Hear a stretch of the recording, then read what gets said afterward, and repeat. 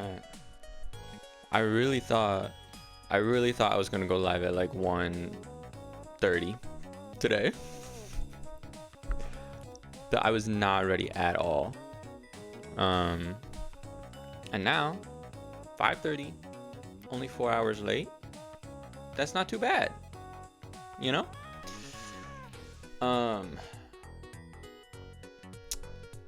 I have Okay. So I've been staying at my mom's place watching her dog, right? Every single one of her appliances makes like a jingle when it wants to like let you know something, right? Uh like when the oven is done preheating, or when the washing machine is done, or when the oven timer goes off, right? But the one for the oven finishing preheating is like, I mean, it's unreal. They're all like unnaturally good. The one for the oven it's way too good. Okay. I took a video of it last night. Hang on. This is important. Let me turn that off for me too. Okay. This is crazy. Okay, listen to this.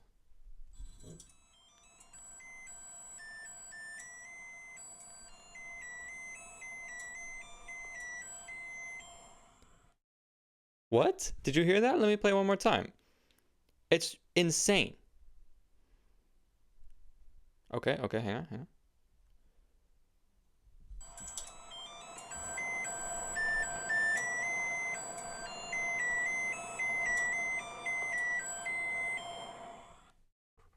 Hello? Are you... I'm like ready to go on an adventure now. Like, are you kidding me? Speaking of adventure, today we're gonna be playing AI Dungeon. So, sorry. I don't know anything about AI Dungeon. I know it used to be like kind of a big thing. Hang on, let me put your music back on. Like, I feel like in like 2010s, the hell was that? I can do that on OBS? Wait, what? What the hell? Okay, I gotta turn that off. Anyways, I don't know much about AI Dungeon. I tried to make my own campaign. I don't know. I messed around with it a bit the other day. And I think I got a good like feel for what it's like to make something in it, but I have no idea. It's probably gonna be pretty bad. And I'm also like, I'm a little iffy on AI. I think AI Dungeon is like a fine use for AI. I got a free trial for premium so that we can, you know, use it to the full extent or whatever. Yeah, I did my best to like make something that I thought would be cool and funny, but it's obviously up to the computer whether or not anything that I wrote is even shown in the game. I made some characters that I think are funny. I wrote some locations that I think are interesting. This probably not even going to see any single even one of those. So, you know, I want to try it though. Oh my god, I'm dropping frames like fucking crazy. I guess it's not a big deal if we're just doing like text adventure stuff, but that's redonkulous. Okay. Yeah, here, let's stop the music. All right, because we're getting into some serious adventure mode, okay? Let me see, is this music good?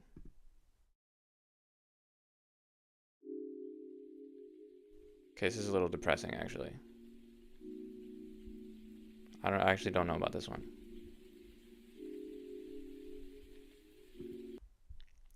Yeah, I'm not sure about that soundtrack. Hang on. Let me get like. Let me get some better music. I'm pretty sure I have like a stream safe playlist somewhere on my Spotify.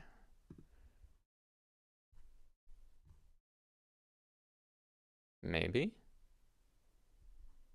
Streaming, perhaps. Hey, here we go. All right, I made this in 2020, so we'll see. This is probably not gonna be that great. Oh my god, that was loud. All right, let's not do that. Let's stick with like a playlist on Spotify or something, or on YouTube, I mean.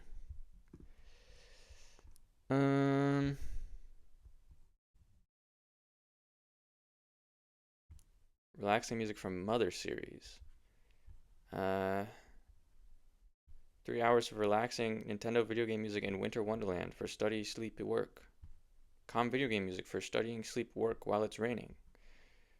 Nostalgic video game music to calm your mind for studying, sleep, work.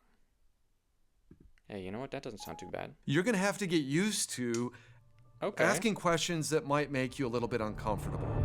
I don't want to. Damn, it's loud as fuck. Very cute. Let's start it over. We're Visible.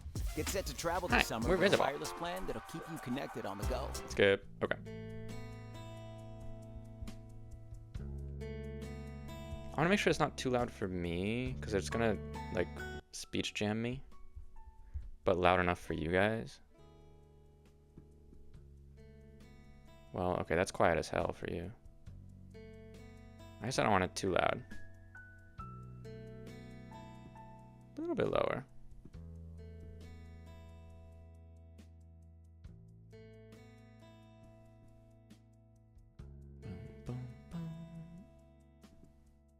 All right, whatever. That's probably fine.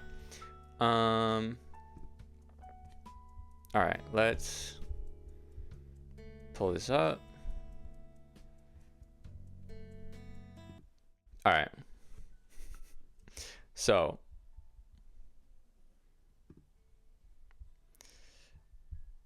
we got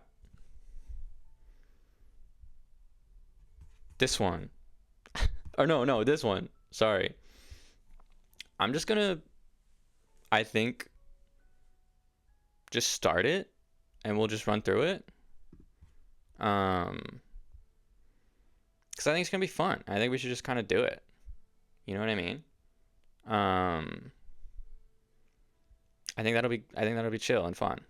So I'm trying to think if I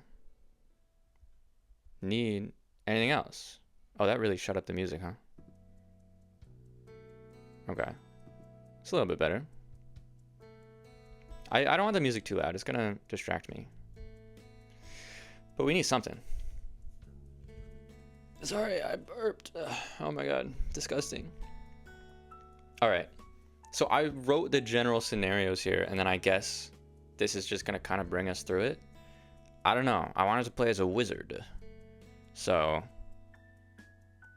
I guess we'll just go. Hang on, I want to make sure that it's using also the right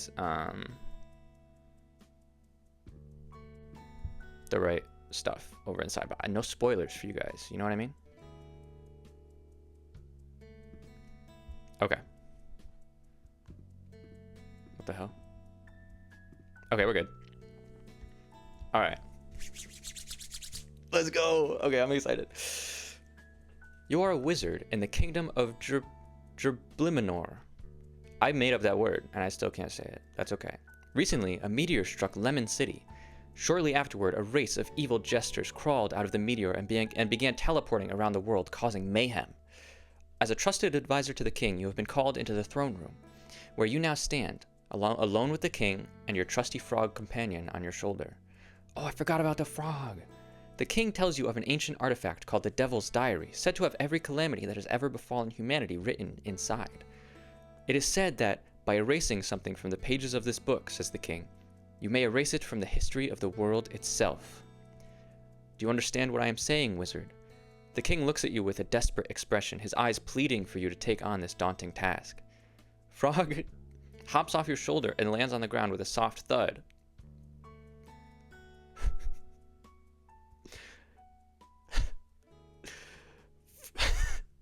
Frog, yeah! Frog exclaims, pumping its tiny frog fist in the air. Let's go on an adventure to erase these pesky jesters from existence.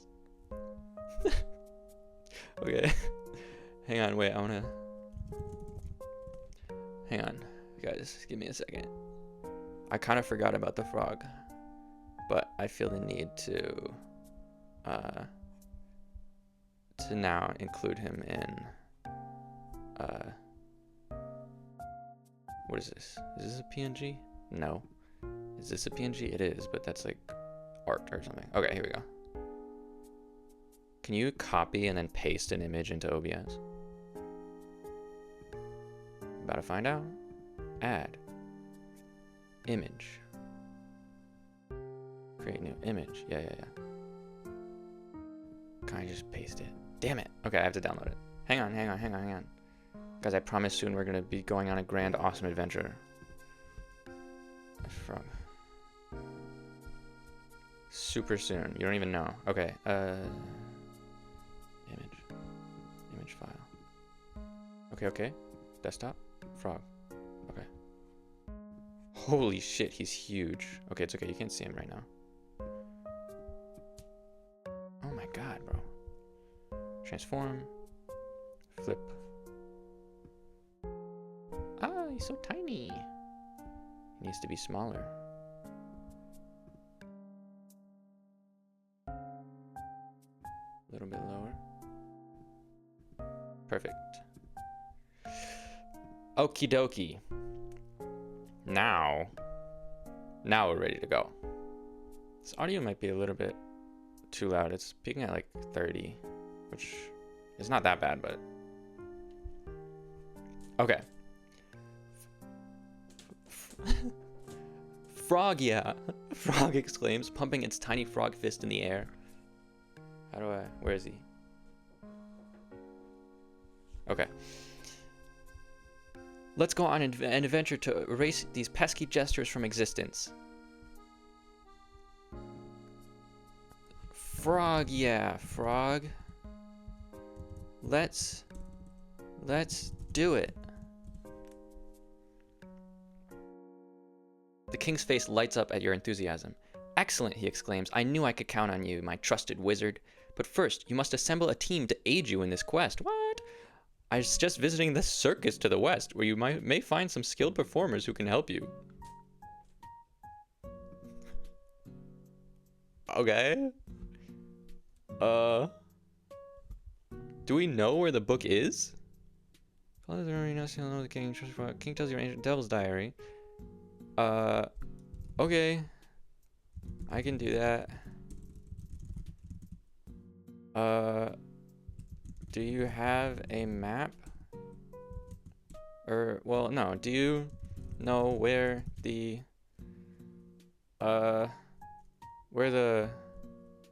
what's it called? Devil's Diary is? Or should I just ask around along the way?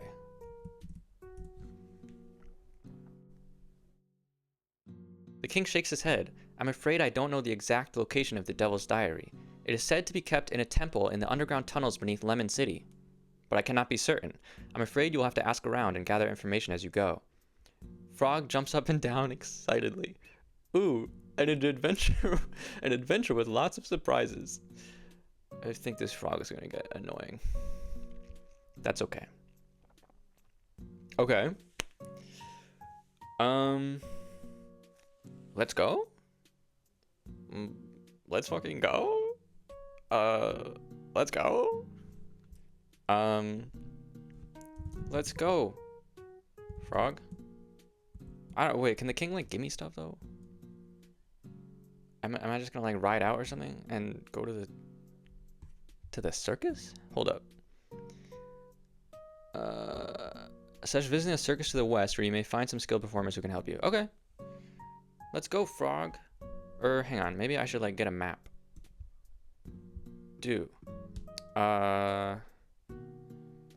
I return to my chambers and get a map to chart my course. It's pretty good, right? You spread out the map on your desk, examining the various cities, villages, and landmarks scattered across the kingdom of Gerbliminor. Your trusty frog companion hops up onto the desk, peering over your shoulder at the map with a look of curiosity. As you study the map, you can't help but notice the sheer scale of the kingdom and the vast distances you will have to travel on your quest. Okay. Circus to the west? Okay. What is in the west of the kingdom? Or no, wait, I guess I'm not asking it a question. I should say, look to the west. To figure out where the circus is. You see a butt-shaped circus tent located in a small village nestled in a forested area to the west. The circus tent stands out because of the surrounding trees with its bright striped canvas and large circular marquee advertising of the wonders within. You also notice several other locations on the map that may prove useful in your quest to achieve the Devil's Diary. Okay. So... You see the butt-shaped okay. You see the butt-shaped circus... Butt? Really? Is that a... Hang on. Butt. In geomorphology, a butt is an isolated... Why is it spelled bajut? Butt is an isolated hill with steep, often vertical sides and a small, relatively flat top. Butts are... Here. I'll pull up a picture of a butt for you. Butt. I spelled it wrong. It's all good. Let's add another image. Butt.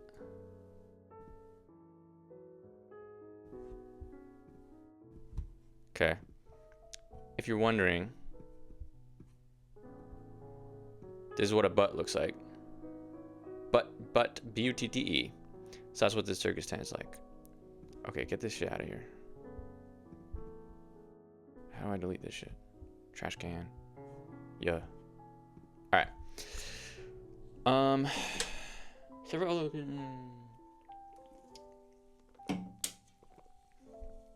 Sorry, that was fucking weird. Okay, you see the butt-shaped circus tent. Alright, sorry, I'm swallowing like crazy. Stands out in the surrounding trees. You also notice several other locations on the map that may prove useful in your quest to retrieve the Devil's Diary.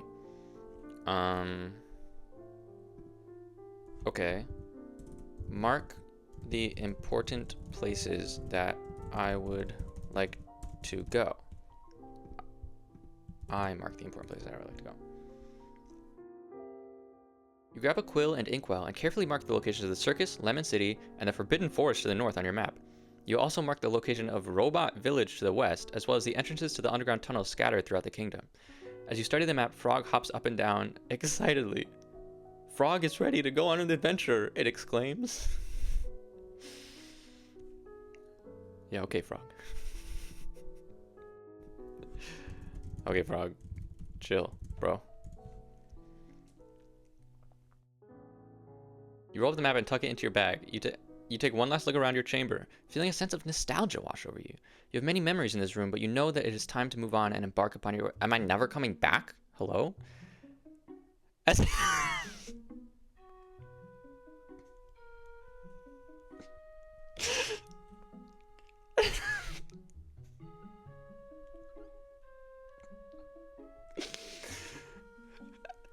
As you head out of your chambers, Frog hops along behind you, its long hair and bangs bouncing with each step. I forgot he had that too. Hang on, wait, sorry. Bangs PNG.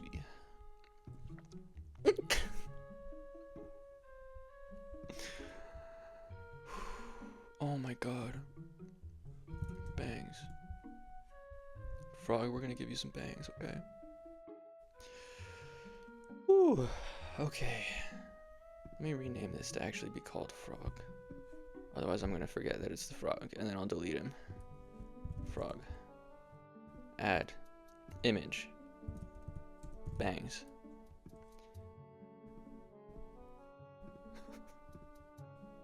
Oh my god, this PNG sucks. I can't give this to him. Okay, but hold up. Let me put him in the corner so that he's actually like... Oh, fuck, this PNG sucks. Hang on. I'll find a better Bangs PNG. Come on, guys. That one would be nice if it wasn't a fake PNG. Oh! This one's pretty good. Okay. This is important. Okay? Nobody rush me. Add image. Bangs. Brangs? Bangs. Oh. Hell yeah. Okay.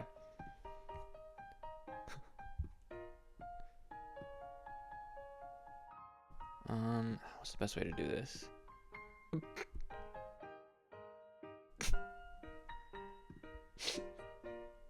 Okay, he's just gonna hang out down there. Oh my god. Whew. Okay. As you head out of your chambers, Frog hops along behind you, its long hair and bangs bouncing with each step. Okay. What did we mark on the map? The circus, Lemon City, Forbidden Forest, Robot Village, entrances to the underground tunnels scattered throughout the kingdom. I guess we should just head to the circus, and if we happen to run into anyone along the way, excuse me, we talk to them? Sure. I'm a wizard too. I gotta remember I can cast spells. Okay. Let's I guess, am I walking, or do I have like a horse or something? Well, maybe I'll let it continue and see if we get like a horse or something. You make your way through the castle, nodding to the guards and courtiers that you pass. They all seem to know that you are on an important quest, and they offer you words of encouragement as you go. Finally, you reach the castle gates, and you step out into the bright sunlight. You take a deep breath, feeling the weight of your responsibility bearing down on you. Real. Okay. Should I cast a spell to like fly or something? I cast a spell to fly and head towards the circus. Yeah. As you soar through the air, Frog clings to... Forgot he was there. Just tightly to your shoulder, its tiny arms wrapped around your neck. You can feel the wind rushing past you as you fly, and the ground below seems to rush by in a blur. After a short while, you spot the butt-shaped circus tent in the distance. You descend towards the ground, landing softly in a clearing near the circus. I guess, like... Let me do, like, reconnaissance or something. Watch the circus tent to make sure that it is safe for me to go in. As you observe the circus tent from a safe distance, you can't help but feel a sense of excitement and trepidation. You see clowns and performers moving to and fro, setting up for the day's shows. The circus seems to be in a state of chaos and confusion, with people running around and shouting. Just as you are about to approach the tent, you see a group of jesters appear out of thin air near the entrance. Oh no. Okay. These are the evil jesters. Should I do something? I'm a wizard. I should protect people, right? What,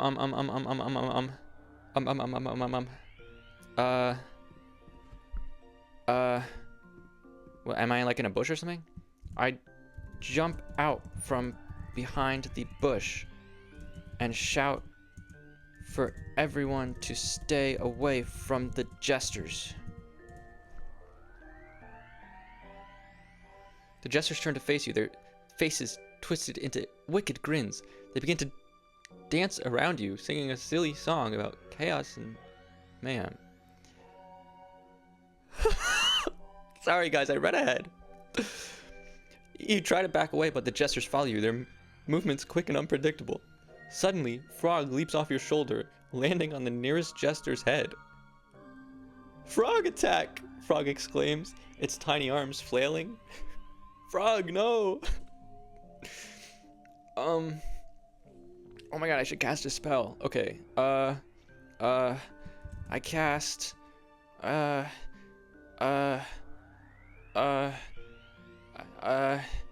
my god, I don't know any spells. I try to think of a spell to cast. No, wait. I cast Rodent Explosion on the nearest jester. Try to figure out what the hell that does. The jester that Frog is attacking suddenly explodes into a swarm of rodents, causing Frog to tumble to the ground in surprise. Oh shit, sorry Frog. Sorry Frog. The other jesters laugh uproariously at the sight, their song becoming even more chaotic and frenzied. You quickly cast another spell, this time a bolt of lightning striking one of the remaining jesters. Can I ask a question? See, how many jesters are left? Right, that's right. What the hell? Okay, that's not what I thought it would do. But okay, there's one? I don't know. Should I cast Rodent Explosion again? Okay, so that draws a picture. Okay, that's kind of weird. I don't like that. What do you do? Is Frog okay? Check on Frog quickly to make sure he is okay.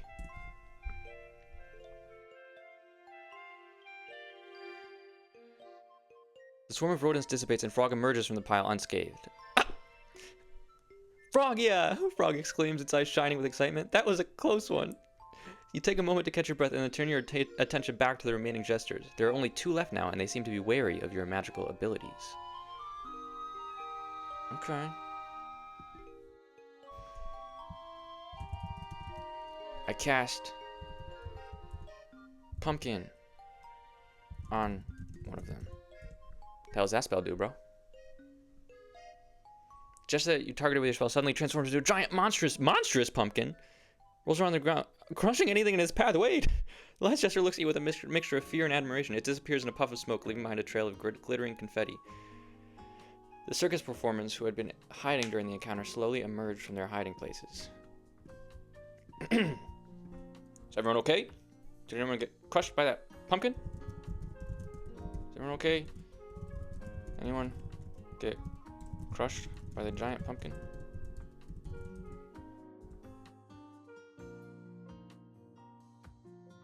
Circus performers, still shaken from the encounter, assure you that they are all okay.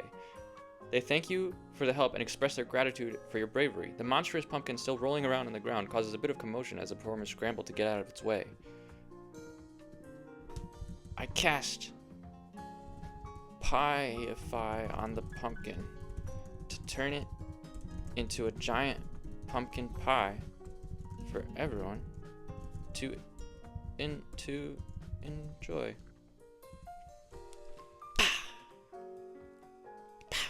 Giant pumpkin on the ground begins to transform, its rough orange skin softening and smoothing out.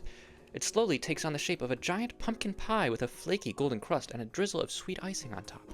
The circus performers gasp in amazement as they watch the pumpkin transform. I mean, guys, you could flatter me a little bit. You could say something nice. The circus performers quickly gather around the giant pumpkin pie, their faces filled with delight. Did any of these people talk? No one said anything. They eagerly dig in, their forks slice it. Where'd they get forks? Slicing through the flaky crust and revealing the sweet, fragrant pumpkin filling inside.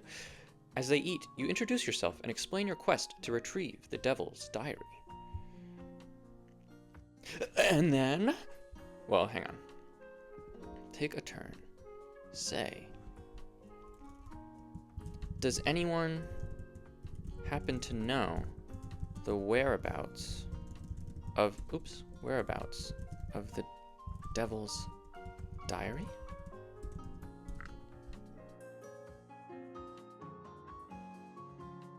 The circus performers exchange uneasy glances, and a tense silence falls over the group. Finally, one of the performers, a trapeze artist with bright blue hair, speaks up.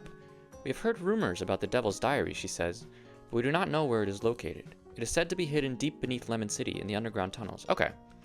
The other performers nod in agreement. I guess I could go to the underground tunnels, right?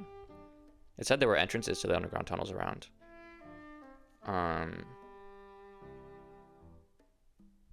Got it. Okay. Should I recruit someone? Would anyone like to join me on my journey to Lemon City?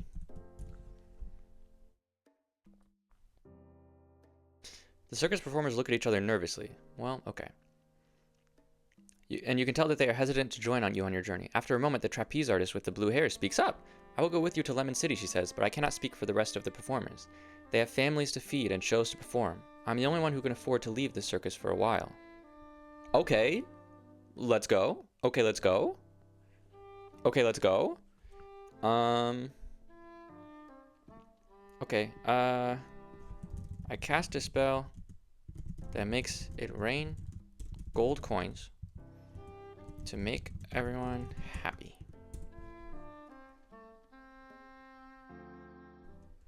As you cast a spell, gold coins rain down from the sky, covering the ground in a gleaming layer of treasure. The circus performers cheer in delight, scooping up handfuls of coins and stuffing them into their pockets. Thank you, wizard, the trapeze artist with blue hair exclaims. Is that what we're going to call her the whole time? This will help us a great deal. I'm honored to join you on your quest to retrieve the Devil's Diary. Do you have a name, trapeze artist?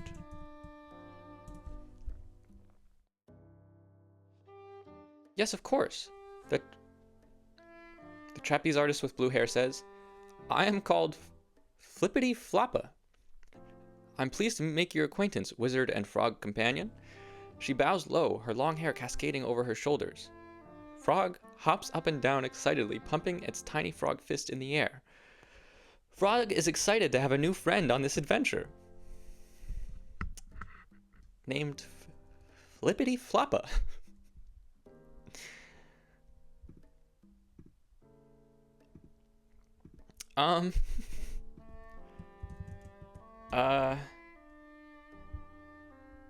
I tell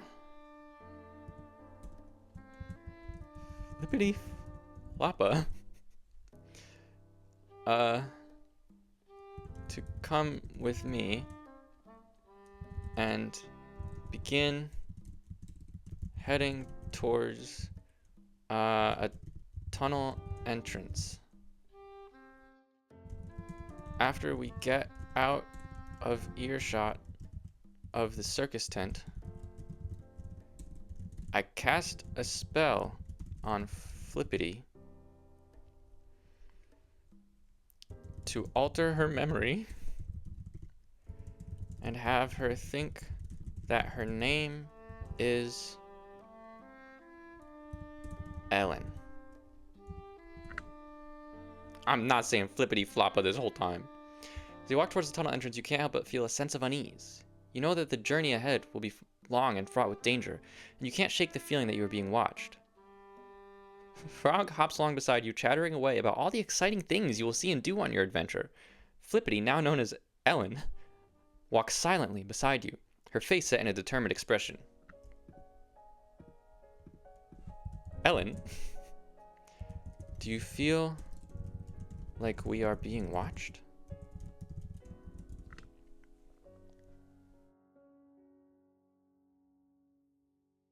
Ellen looks around nervously, her eyes scanning the surrounding trees. Now that you mention it, I do feel like someone is watching us, she says, but I don't see anyone nearby. Interesting. Ellen, do you know of anyone at the circus who might want to follow us?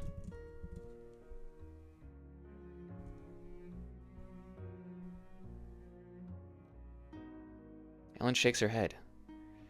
I don't think so, she says. Like I said before, most of the performers have families and responsibilities here at the circus. I don't think any of them would be willing to risk their lives on this quest. But just as she finishes speaking, a group of jesters appears from the trees, blocking your path. Damn, these jesters are going to be annoying, huh? Ellen, take it away.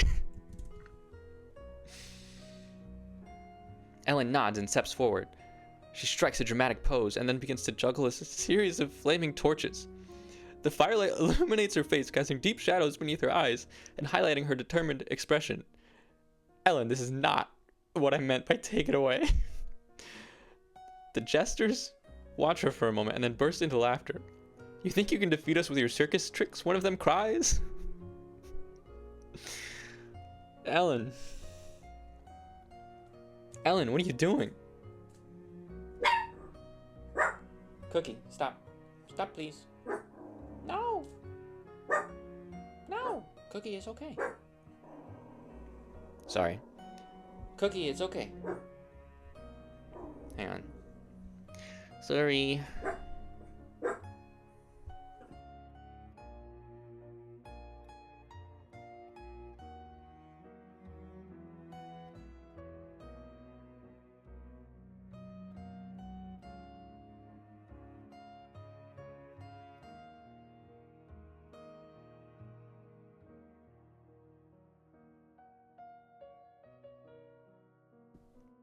Sorry, guys. 1 second.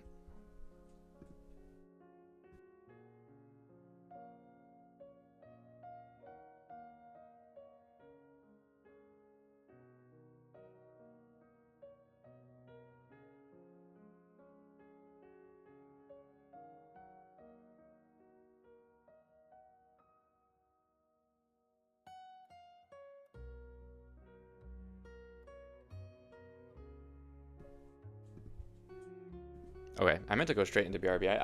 I forgot that I was in studio mode now and I have to actually click the transition button. Anyways. Ellen, dude. What are you doing? I'm unmuted now, right? Okay, yeah. Ellen, we might have to drop you. Alright, let's take care of the jesters first. Okay. Oops. I cast Frog Torpedo at the jesters.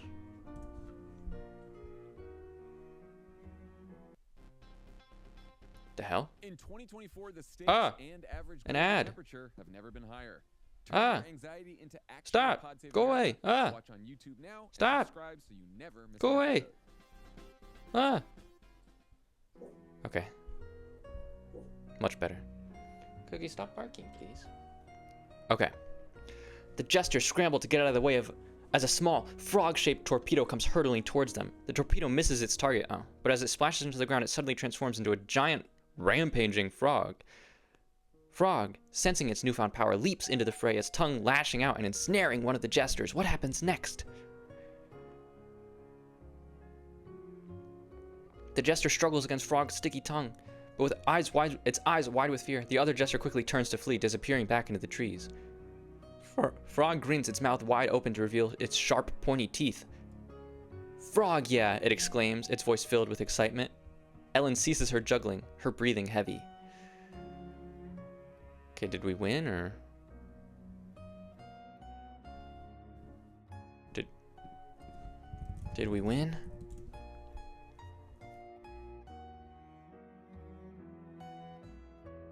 The jesters have fled, leaving behind only the faint sound of their laughter echoing in the distance. Frog, still in its giant form, looks proudly at you and Ellen. Frog thinks we showed them who's boss, it exclaims, its voice booming like thunder. You look at Ellen, who is still catching her breath. Are you okay, you ask her? Ellen nods, still panting slightly. I think we gotta let her go.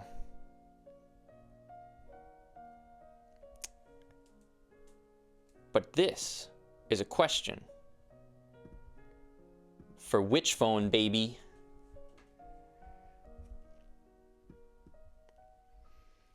Which phone?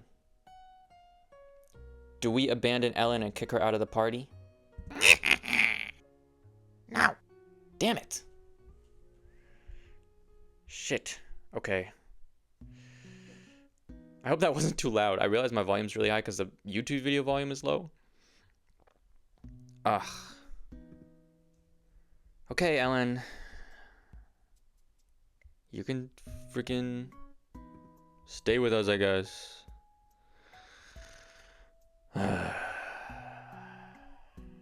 Okay. Frog, please go back to normal. The giant frog shrinks back down to its normal size with a pop sound. Frog shakes its head and squeaks. Frog feels a little dizzy. It sits down, panting. Ellen watches Frog, then looks around, her eyes narrowed. I still think someone is watching us, she murmurs, scanning the surrounding area. What? Really? Still? You reassure Ellen, telling her that you will keep an eye out for any potential threats. The three of you continue on your journey, making your way towards the tunnel entrance. As you approach the entrance, you can't help but feel a sense of foreboding. The darkness seems to swallow up the light, and you hear the faint sound of dripping water echoing off the walls. Okay.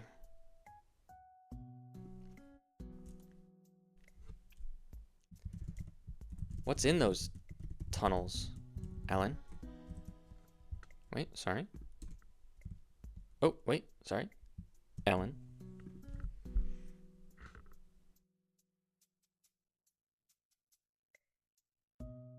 Ellen looks at you and shrugs. I'm not sure, but I've heard rumors that the tunnels stretch on for miles, connecting different parts of the kingdom. They're said to be home to all sorts of strange and exotic creatures, from beetle folk to giant rats. And of course, there are always stories about hidden treasures and ancient artifacts. Okay. Okay. Well, we're just going in for information. Hopefully, we can find a beetle folk who knows more about where the devil's diary is. You and your companions make your way to the tunnel entrance, the darkness swallowing you whole. You light a torch. The flicker... I don't need it. I'm magic, dude. The flickering flame casting long shadows on the damp walls. Frog hops along beside you, its eyes wide with excitement. Frog is ready for an adventure, it exclaims, its voice echoing off the walls. Frog, we're on an adventure already. Ellen walks behind you, her face set in a determined expression. Take a turn. Hello? Is anyone there?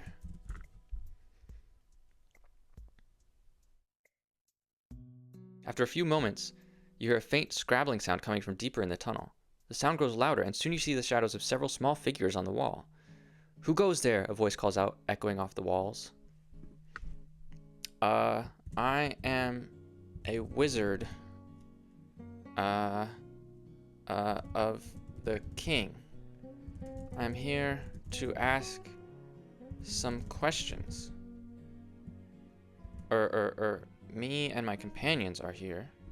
Me and my companions are here to ask some questions.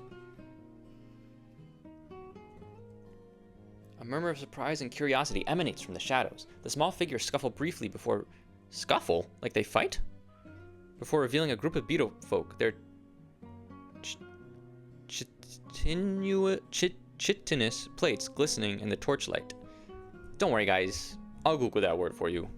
Chitinous. Chitinous structures are physiologically fundamental in insects. They form the insect exoskeleton. Okay, it's just their beetle parts. Their beetle parts glistening in the torchlight. They're small. I kneel down to speak to them. The beetle folk regard you with curiosity. Their many eyes blinking in unison. They chitter amongst themselves in their guttural language before one of them steps forward, addressing you in broken English. What business does a wizard of the king have in our tunnels? The beetle folk asks. That was pretty clear English, I gotta say. You explain your quest to retrieve the Devil's Diary and ask if they know its whereabouts. And then... Beautiful folk exchange uncertain glances before the one who spoke to you before turns back and says, "We have heard of this book, but we do not know where it is. However, there's an ancient temple in the heart of our underground city where such a relic may be kept. But be warned, the temple is guarded by deadly traps and fierce creatures."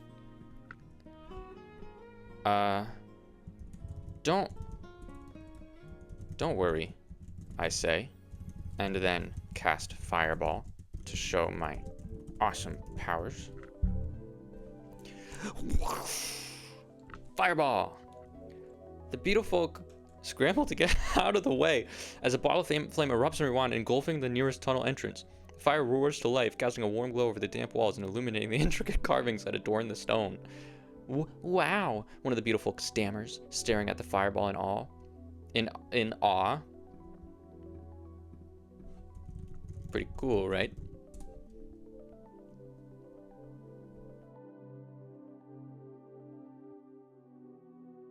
Hello?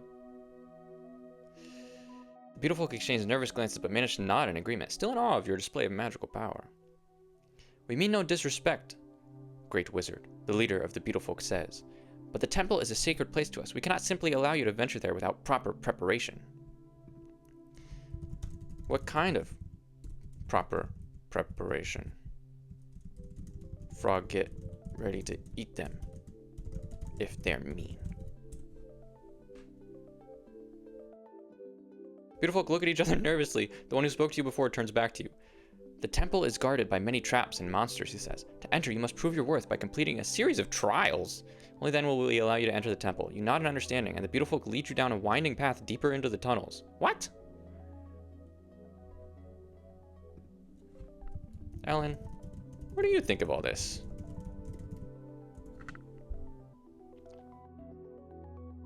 Ellen looks around at the damp tunnels, her eyes wide with curiosity. "It's certainly not what I expected," she said, "but I'm excited to see where this adventure takes us. I just hope we can handle whatever comes our way."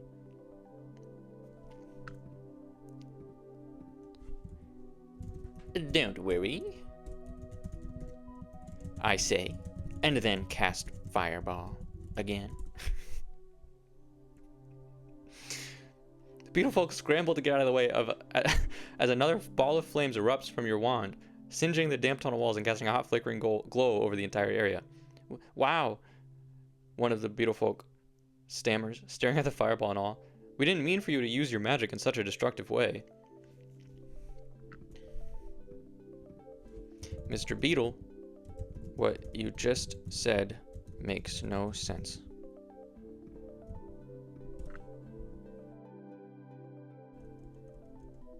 The beautiful folk looks confused for a moment, then one of them steps forward and speaks in broken English. "Okay, this is more broken. We not want you to use magic to destroy things, only for good," he says. You nod in understanding, and the beautiful folk continue to lead you deeper into the tunnels. After a while, you come to a large cavern filled with beautiful folk. "Hey guys, what's up?" The beautiful folk in the cavern stop what they're doing and turn to look at you. They chitter amongst themselves, exchanging curious glances before the one who spoke to you earlier steps forward.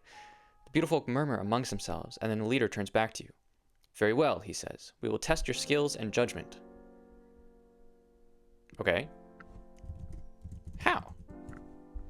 "Give me a puzzle. Make me fight some enemies." The beautiful folk leader gestures to the cavern, and you see a variety of obstacles and challenges laid out before you. There are targets to hit with your magic, puzzles to solve, and even a small arena where you must face off against a group of jesters. What? Are the beetles working with the jesters? You approach the first obstacle, a target made of wood and straw. You take a deep breath and cast a spell to launch Fireball towards it. I don't know. All right. I should chill with the Fireball in the tunnels. You approach the first obstacle, a target made of wood and straw. You take a deep breath and cast a spell to launch Fireball towards it. Okay. Does it hit it? The fireball soars through the air, leaving a trail of smoke in its wake. It hits the target dead center, causing it to explode in a burst of flames and splinters. The beautiful folk cheer and clap, impressed by your display of magic. You move on to the next challenge, a puzzle that requires you to manipulate objects using your telekinetic powers. I didn't know I had that.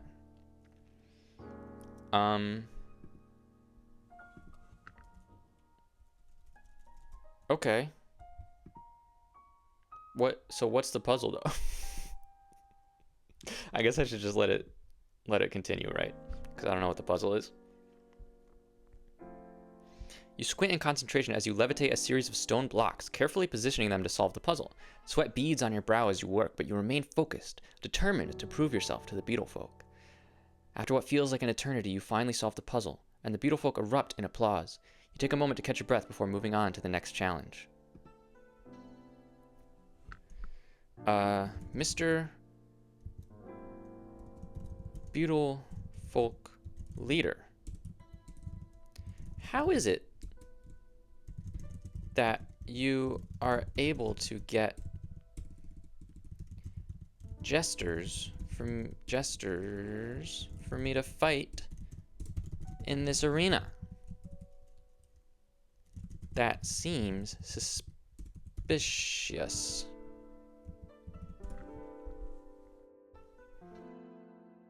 The beautiful leader looks taken aback for a moment, then speaks up.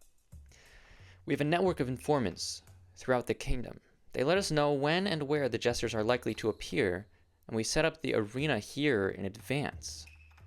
It's purely coincidental that you were able to test your skills against them. You nod, satisfied with the answer, and approach the arena. Excuse me? I don't think I am satisfied with that answer. A network of informants throughout the kingdom that know where the jesters are going to be? How do they know where the jesters are going to be? Hold on. Don't approach the arena. Pause. Excuse me?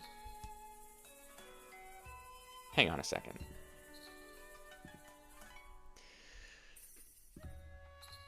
Okay, witch. Should I trust the beetle folk? No. Oh, shit. Should I pretend to trust the beetle folk so that I can get, like, closer to them and then, like, figure out, you know, secrets about the jesters and stuff? No. Oh. Okay. Should I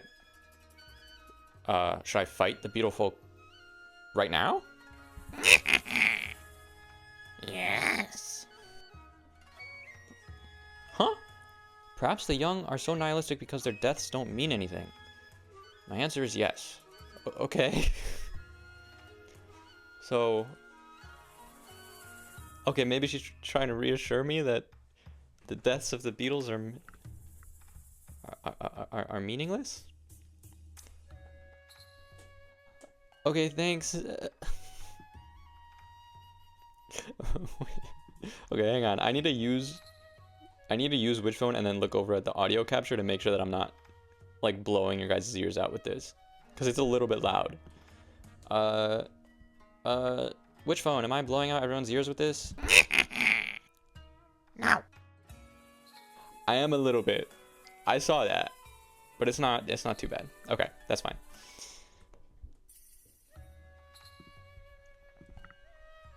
Okay, so she said just kill all the beetles right now. Can I edit this? I can.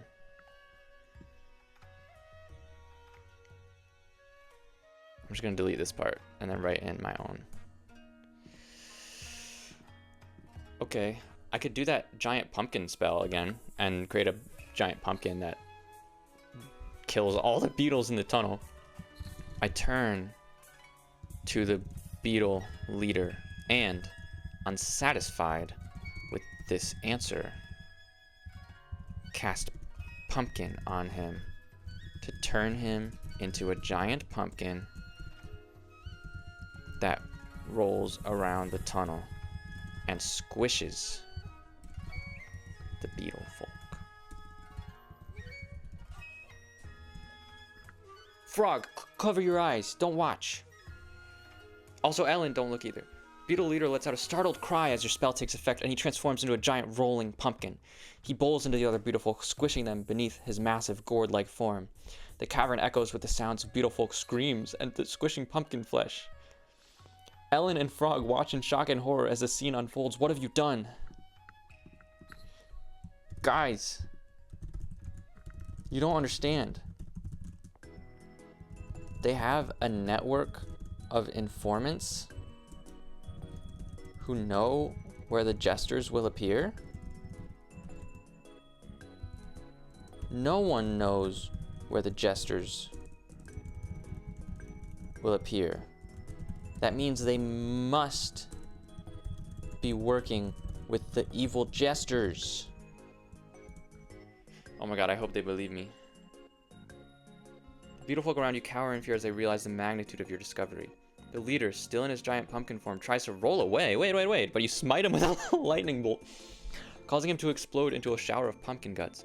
The remaining Beetlefolk stare at you in terror, and you can see the gears turning in Ellen's head as she puts the pieces together. You're right. Okay, now do we just run away?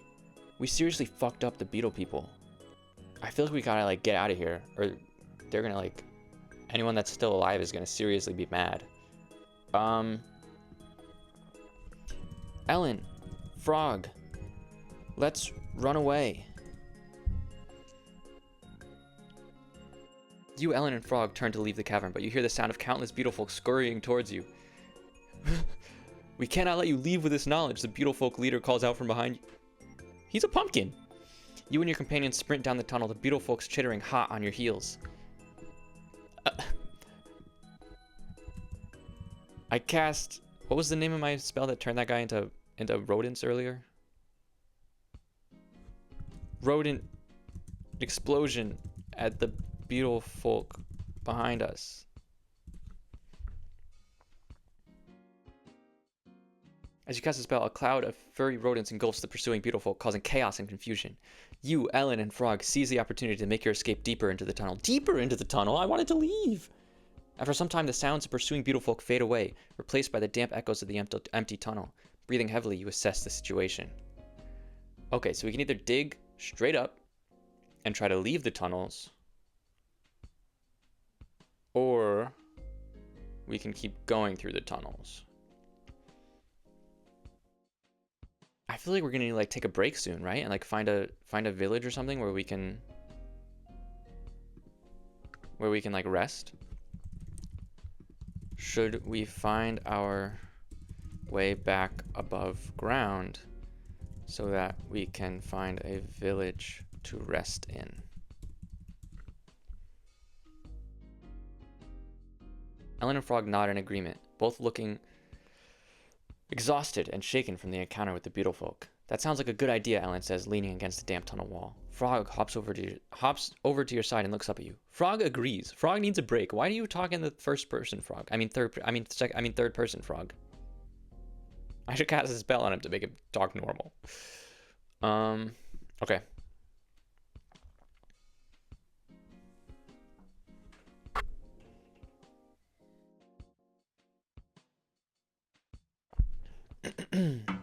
You all take a moment to catch your breath, the weight of what just happened sinking in. The silence of the tunnel is almost deafening, broken only by the distant sound of water droplets hitting the ground. You decide to press on, hoping to find a way back to the surface. The tunnel twists and turns, leading you deeper into the darkness. Eventually, you see a faint light in the distance. Freeze! I tell everyone to wait, and I cast a spell that lets me sense danger nearby, just to make sure it's safe to leave the tunnels.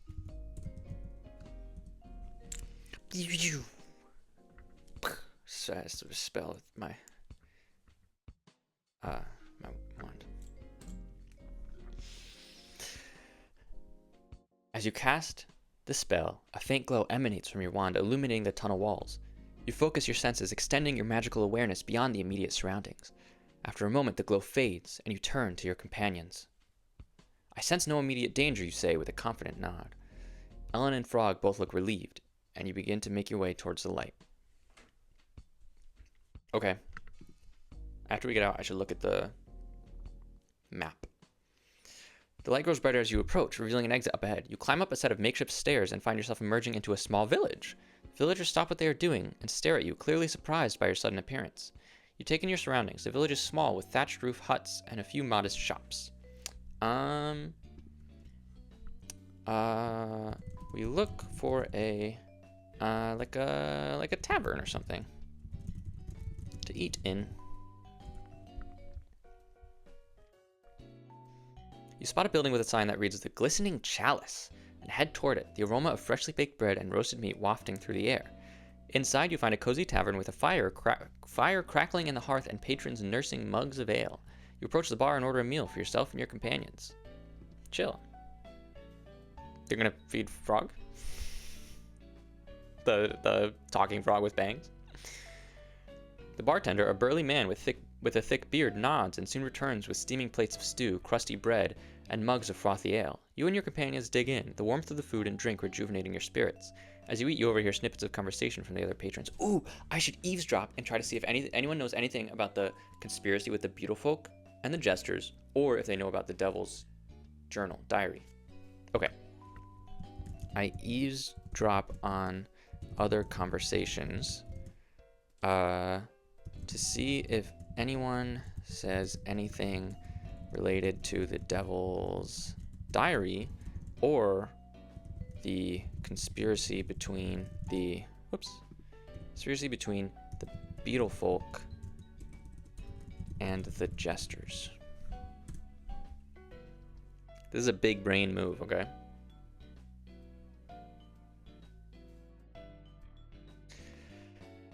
As you listen in on the chatter around you, you hear whispers of strange occurrences in the kingdom, tales of a meteor striking Lemon City and releasing malevolent jesters that spread decay and chaos.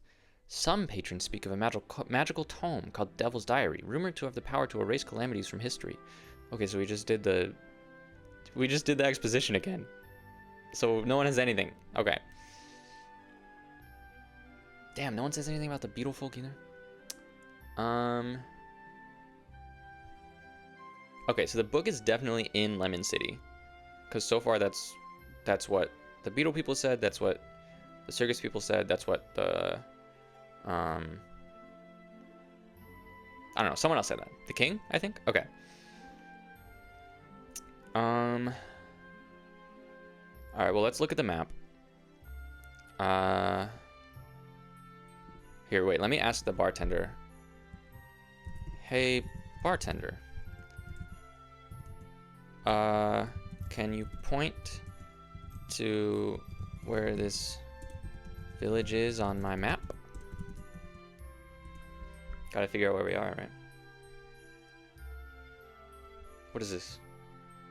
The burly bartender looks up from my mug and takes a moment to study the map and spread out on the counter. Alright, this here's the village of Snorgleborough? We're nestled in the western part of the kingdom, as you can see. What is this?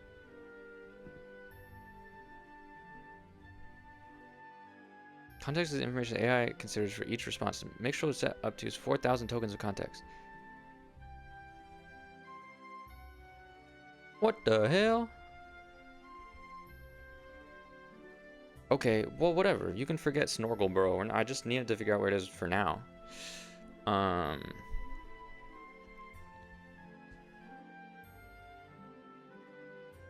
Okay. Can I get rid of this? Whatever, it doesn't matter. Nestled in the western part of the kingdom, as you can see. Okay. I guess we should head for Lemon City. Right?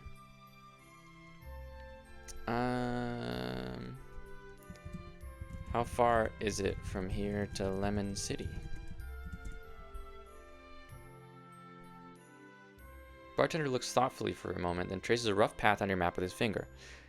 You'll want to head east from here, through the marshlands towards the Forbidden Forest. Lemon City's on the other side of that forest, though I can't rightly say how long it'll take you to get there. Alright, Ellen, Frog, you guys ready to head to Lemon City?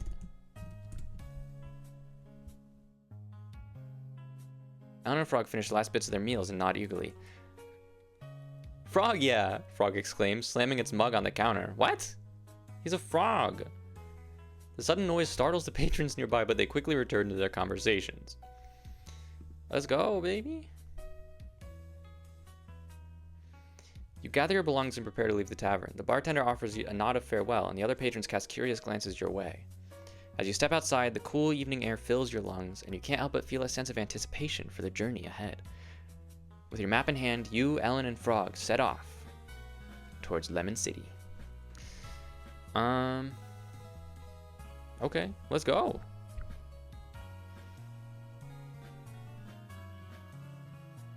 As you walk, you can't help but notice the unsettling stillness that surrounds you. The trees loom ominously above, their twisted branches casting eerie shadows on the ground below. Every now and then, you catch a glimpse of something scurrying in the underbrush, but as soon as you look closer, it disappears. Spooky. You soon come across a fork in the path. Left or right? I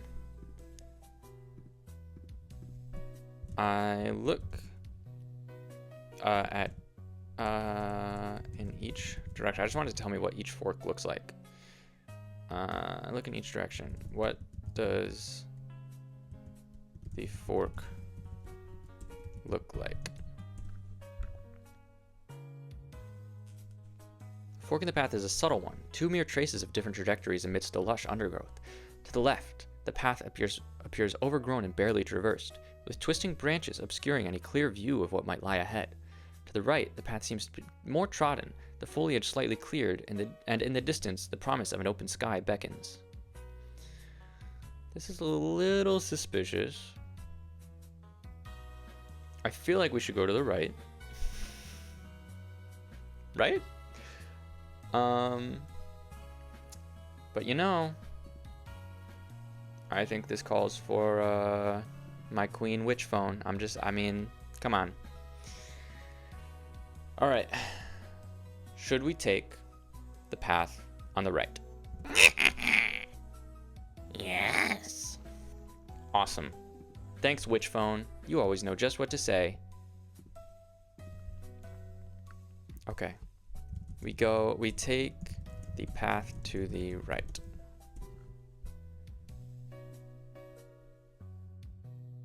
As you follow the path to the right, the canopy above begins to thin, allowing occasional glimpses of the setting sun painting the sky with hues of orange and pink. The air grows denser with the scent of lemon, hinting at your proximity to Lemon City. After some time, you come across a small bridge arching over a narrow river. It creaks softly under your feet, hinting at its age. Wait!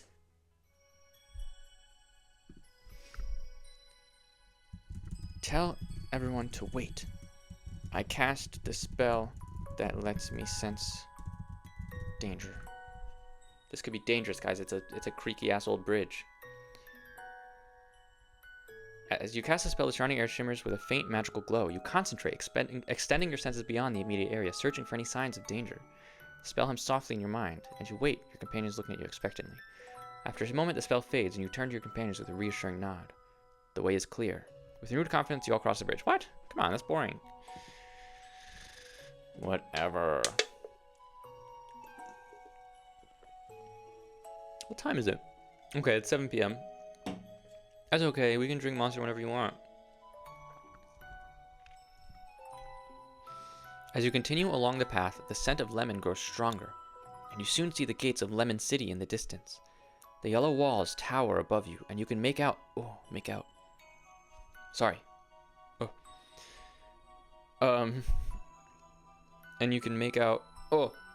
And you can make out the faint outlines of lemon trees beyond. You approach the gates, and the guard standing watch nods at you. Good evening, traveler. Welcome to Lemon City. Do you have any business here?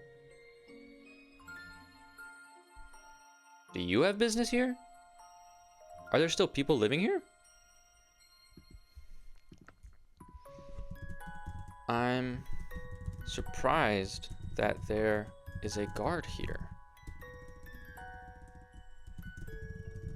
I was under the impression that Lemon City was in ruins.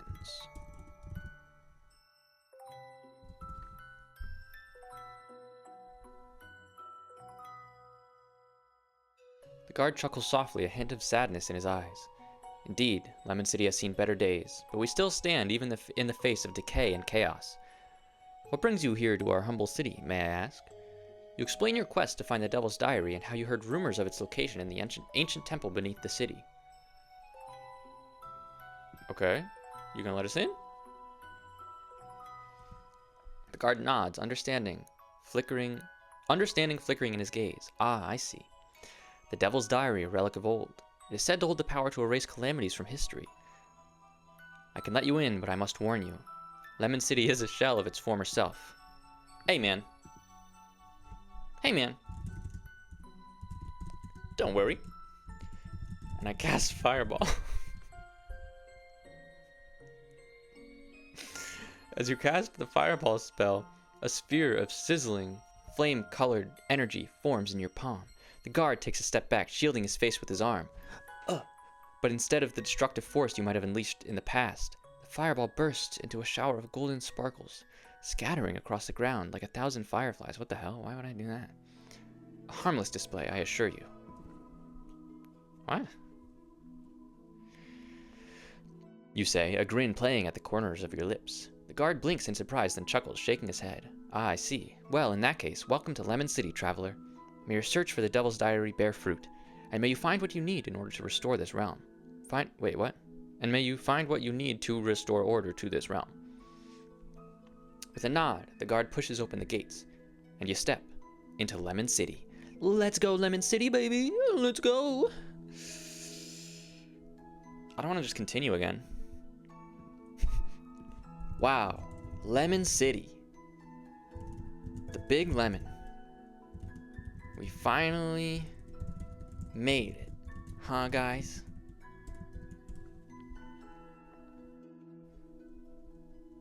Ellen and Frog look around, taking in the sight of Lemon City. The towering yellow walls and the scent of lemons fills the air. It's certainly unique, Ellen says, a hint of skepticism in her voice. Frog hops up and down, his eyes wide with excitement. Frog likes it. It smells lemony. Yeah, Frog, it's called Lemon City. Sorry, Frog. I don't know what came over me, dude. I'm so sorry. I'm gonna say that, actually. Yeah, Frog, it's called Lemon City. No text output received. Modify your input and try again. What? Don't fuck me, AI dungeon. Yeah, Frog. It's called Lemon City. Do I need to just spell it right?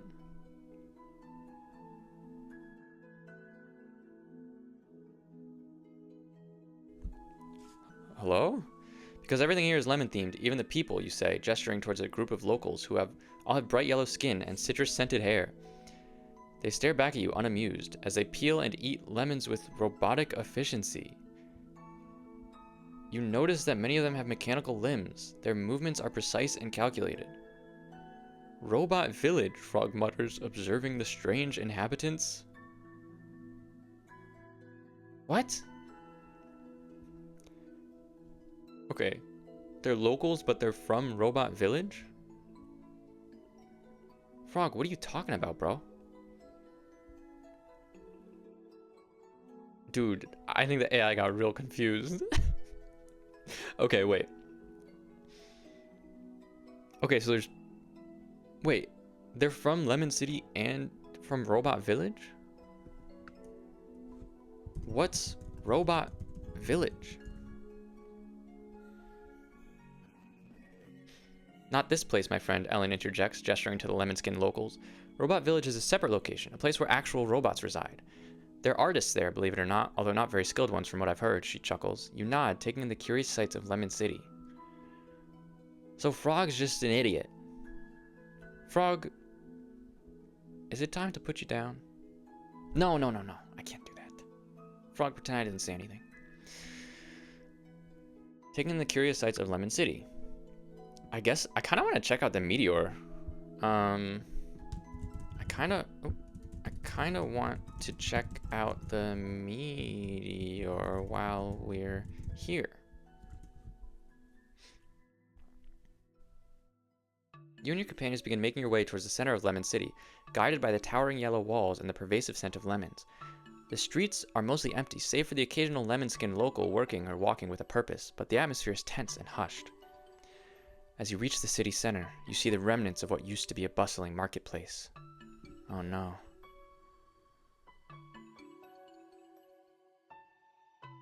Now, only eerie silence and a few dilapidated stalls remain. Above the marketplace, you notice a large, jagged crater in the earth. Above it? Whatever. Where the meteor must have struck. The impact has left a deep gash in the ground, and you see fragments of rock and metal embedded in the walls of the crater. Is there no meteor in the crater? Examine the crater.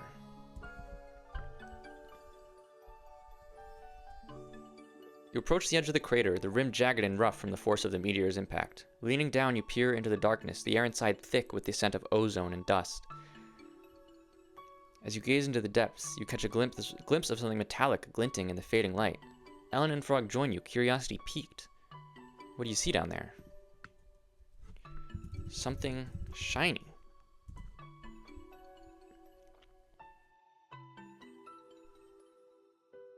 You squint, trying to make out the shape in the darkness. With a wave of your hand, you cast a light spell, illuminating the interior of the crater. The metallic glint becomes clearer, and you see a large, intricately carved chest lying among the rubble. The chest is ornately decorated with strange symbols etched into its surface and seems to radiate a faint energy. What in the world is that? This feels like a trap.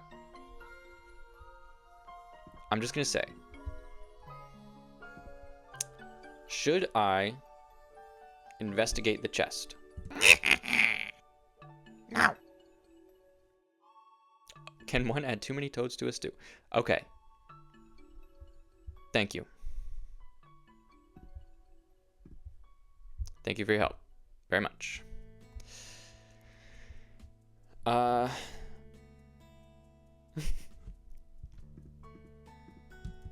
cast Fireball on the chest and say that it's too dangerous to meddle with things here in Lemon City.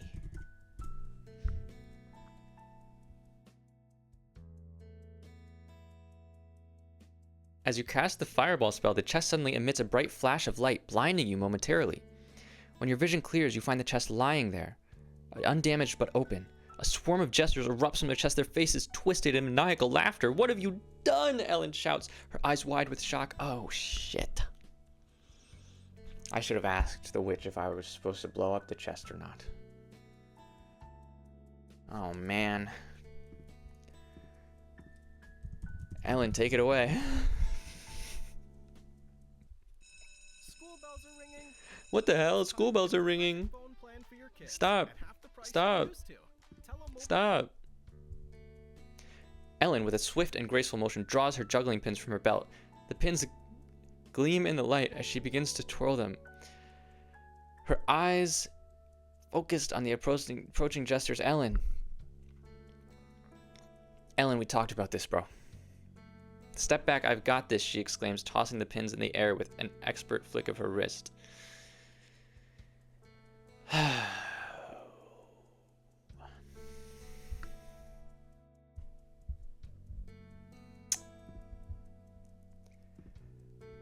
Do I sacrifice Ellen to the jesters? No. Fuck. What? They say that if someone makes fun of you, they like you, but sometimes people simply have cruel hearts. My answer is no. Are you saying I have a cruel heart? Sorry, I forgot to show her. Fuck. It's okay. She said they say that if someone makes fun of you, they like you, but sometimes people simply have cruel hearts. My answer is no. I think she's trying to tell me that I have a cruel heart, I think is what she's saying. So, thanks for that. And honestly, I mean, yeah, I was gonna kick Ellen into the crater. So, you know what? Maybe she has a plan. Let's just see what she does. Maybe she's gonna obliterate these guys by throwing pins at her. The pins spin and dance, leaving trails of light in their wake. Ellen's face is a mask of determination, her movements swift and deliberate as she aims the pins at the jesters. With a flourish, she sends a pin hurtling toward a jester who vanishes in a puff of smoke just as the pin reaches its target. The jester reappears a moment later, unscathed, and the chase continues. Well, okay, it's better than just juggling. Right? I meant to press take turn, but I pressed continue. Sorry. Ellen pursues the jester with an agile twirl, pins flying in a mesmerizing dance. Her eyes never leave the target, even as the jester teleports around them. Amidst the chaos, you see an opportunity and seize it. As the jester materializes again, you summon a frog torpedo, transforming it into a giant toad-like creature. I'm sorry, did I transform the jester into a toad? Or did I transform frog into a giant toad? It seems like my abilities are mostly like transmutation kind of powers. So maybe, okay. I cast life on the chest and turn it into a mimic that fights the jesters. That's pretty good, right?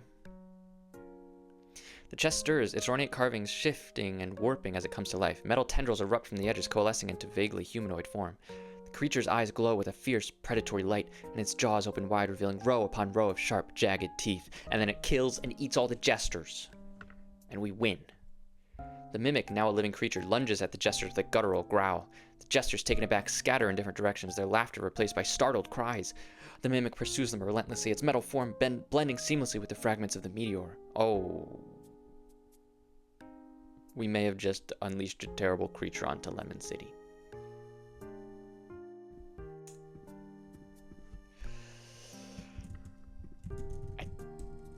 I think we should run away.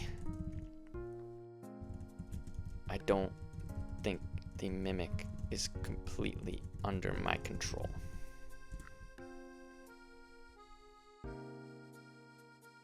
As you and your companions back away from the crater, the mimic continues its rampage, crushing jesters under its heavy metal form. However, you can't help but feel a sense of unease as the creature's movements grow more erratic. Perhaps it's time we leave before things get out of hand, you suggest, your voice tinged with a hint of worry. I guess we should find, like, somewhere underground. Should I cast Fireball on the mimic and probably save the city? What do you think, witch? Should I cast Fireball on the mimic and destroy it and save the city? Yes. Fuck.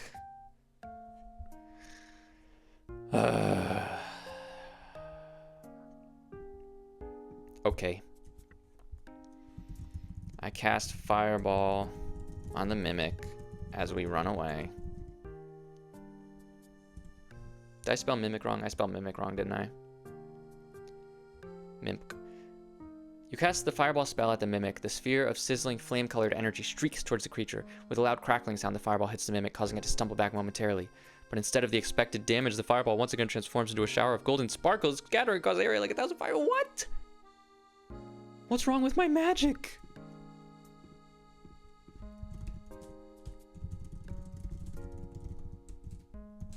This is... what is this subplot? Why is my magic turning into fireflies? You and your companions continue back away from the crater, watching as the mimic loses control and begins to wreak havoc on Lemon City. What's wrong with your magic? Ellen asks, concern etched onto her face as she watches the scene unfold.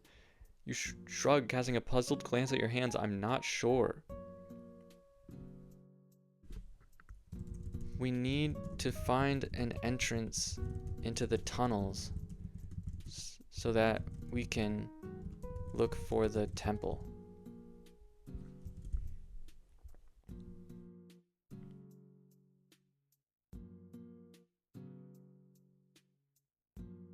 As you glance around, you spot an alleyway that looks promising. It's narrow and dimly lit, but a faint glow emanates from deeper within.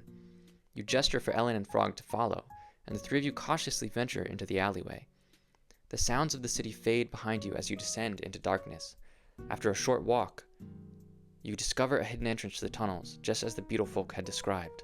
Did they? I wasn't paying attention. I was too busy killing them.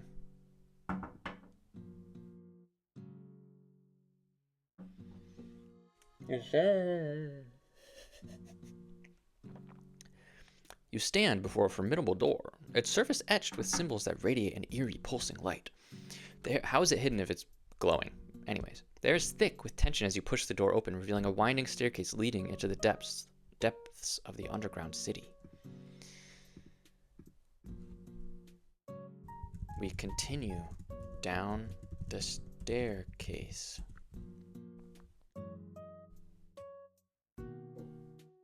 With each step you take, the door creaks ominously behind you. The door is creaking with every step I take? Casting flickering shadows on the damp walls of the tunnel. The air grows colder, the scent of earth and metal becoming more potent. Frog's excited chatter echoes softly in the darkness, a stark contrast to the tense atmosphere. As you reach the bottom of the staircase, a vast network of tunnels sprawls out before you. Maybe, do I have like a detect magic spell?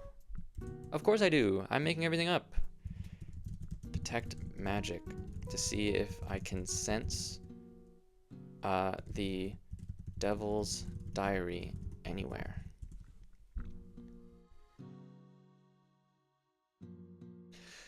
As you draw upon your magical reserves, you conjure a detect magic spell, feeling the surge of energy coursing through your veins. The enchantment emanates from your fingertips in a soft, shimmering glow, casting intricate patterns on the tunnel walls. The light hovers in the air for a few moments, bobbing gently as if assessing its surroundings. And then the glow concentrates around a particular tunnel, illuminating a narrow path that snakes deeper into the underground. This way, you call out to Ellen and Frog, pointing to the glowing tunnel. Your voices echo off of the damp walls as you all proceed with caution. After a while, you sense a strange energy in the air. It's as if the very stone beneath your feet is charged with a latent power. I lay down and lick the magic stones.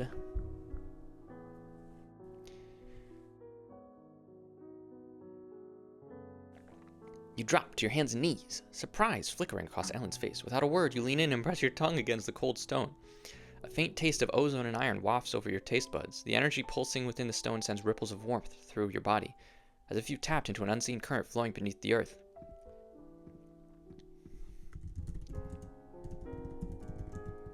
Oh. You guys gotta try this. You beckon for Ellen and Frog to join you in your exploration. Ellen hesitates for a moment, then kneels down beside you, her expression curious. Frog hops over, tilting its head inquisitively as it regards the stone beneath you. Go ahead, give it a lick. You encourage, a playful smile tugging at the corners of your mouth. I hope Frog doesn't, like, die from magical whatever. Ellen and Frog share a glance, then slowly bend down, each touching their tongues to the stone. A surge of energy visibly runs through them, their eyes widening in surprise. Ellen laughs, shaking her head. I can't believe I'm doing this. Frog, seemingly invigorating, jumps up and down. Frog, yeah. This is some powerful magic here. Okay, Frog. Frog. Calm down, bro.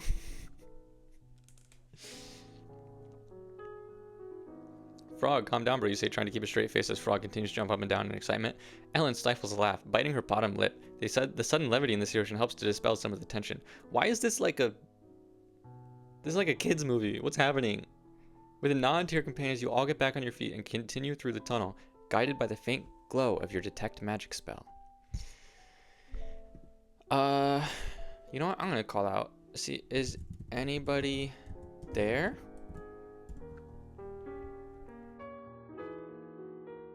The tunnel, previously filled with the sounds of your footsteps, is now eerily quiet. You peer into the darkness, but only shadows and dimly lit walls meet your gaze. Ellen and Frog look around, similarly puzzled. Ellen's hand gently grasps one of her juggling pins, a hint of caution in her eyes. Hang on, guys. I think this calls for soundtrack change. We're in a creepy tunnel, right?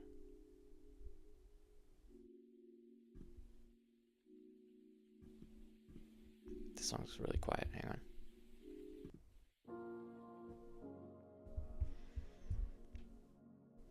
How's that? Hello? Music? Damn, that's still really quiet. Okay, this video is just really quiet, I think. It's a little bit better. It's a little bit loud. Hang on. Okay. Ellen and Frog look around, similarly puzzled. Ellen's hand gently grasps one of her juggling pins, a hint of caution in her eyes. Well, excuse me. I don't know. Continue.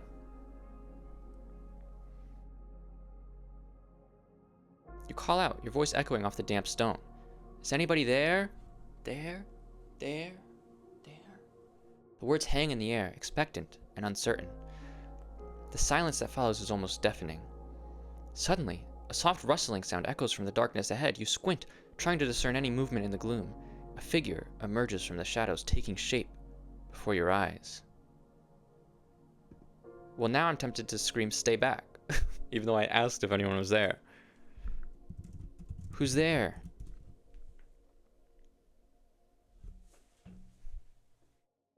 A figure materializes into view, revealing itself to be a tall, slender figure draped in a hooded robe. As I step forward, the hood falls back, unveiling the face of an ancient woman with long, flowing white hair. Her eyes, bright and piercing, seem to scrutinize your very soul. She raises a gnarled hand, gesturing for you and your companions to approach. I've been expecting you.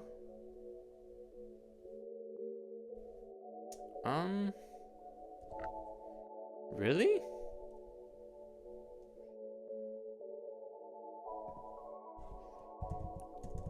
Who are you?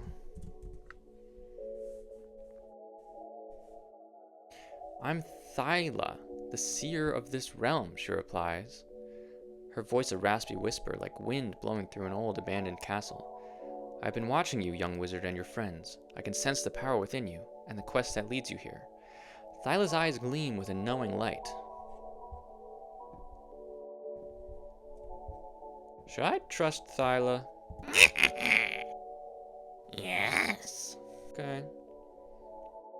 You keep saying this particular line. I don't love it. Okay, thanks, Witch Phone. I guess I'll trust her. Hang on, before I trust her, what do you think, Frog? What do you think, Frog? Frog tilts its head, eyes wide with curiosity as it takes in the sight of Thyla, the seer. It hops forward, its long hair and bangs swaying with each jump before turning back to you. Frog thinks she's pretty cool. Wizards and magic, yeah!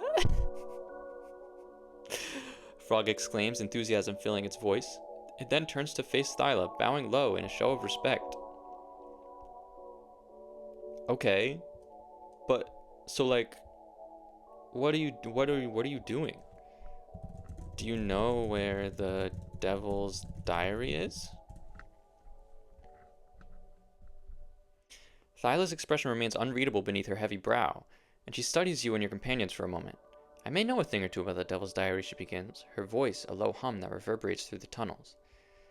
But I'm afraid that knowledge doesn't come freely, my new friends. You asshole. Come on.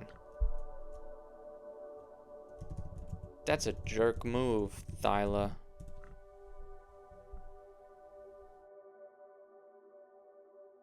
Thyla's eyes narrow at your blunt response, but then she lets out a low, gravelly laugh. Directness I can appreciate, however my guidance is not without its price. Ellen shifts nervously beside you, eyes darting between Thyla and the darkness beyond. You cross your arms, trying to appear more confident than you feel. And what would that price be, exactly? Thyla?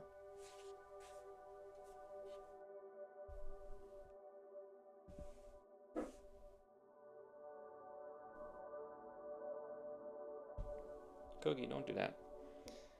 Thyla's smile widens, but it doesn't reach her eyes. Hang on. Sorry, one sec.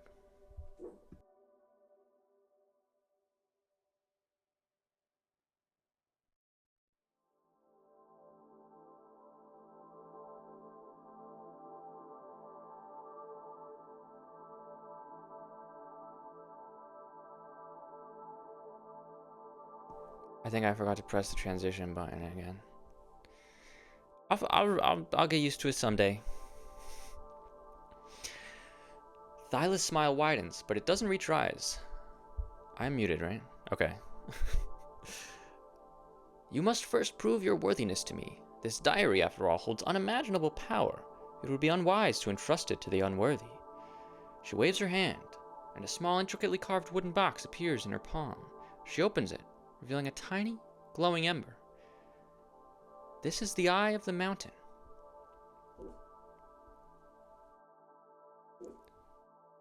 Cookie, stop. The eye of the mountain? What the hell is that? Ellen, have you heard of this eye of the mountain before? By the way, I said at the beginning I wrote like characters and locations and stuff. We've hit 0 of those characters and 1 location, which was the circus, which was supposed to have a character in it but didn't. And also Lemon City I wrote as well. Ellen shakes her head, her eyes focused on the glowing ember in Thyla's hand. No, I haven't, but it looks ancient and powerful. What do we need to do to prove our worthiness, she asks, her voice steady. Thyla closes the box and tucks it away in her robes. Hey, you must journey to the heart of the Forbidden Forest and find the Great Tree of Balance. What?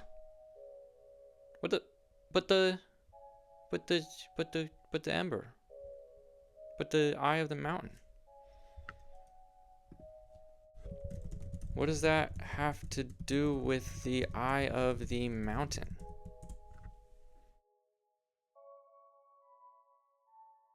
Thyla's face is illuminated by the soft glow of the eye of the mountain from in her pocket. The great tree of balance. The great tree of balance and the eye are connected. You must retrieve a seed from the tree and bring it back to me. Only then will you prove your worthiness, and I will share what I know of the Devil's Diary. Her words hang in the air, and you sense the weight of the task she has set upon you. Wait, though. I'm not gonna have this be a thing where I come back with the seed of the tree and you like cackle evilly and you eat the seed and you eat the eye of the mountain and now you're God. Okay, we're not doing that. Oops. Sorry, I'm not trying to scream at you or anything. Tell me more. What is the purpose of this task? What will you do with the seed and the eye?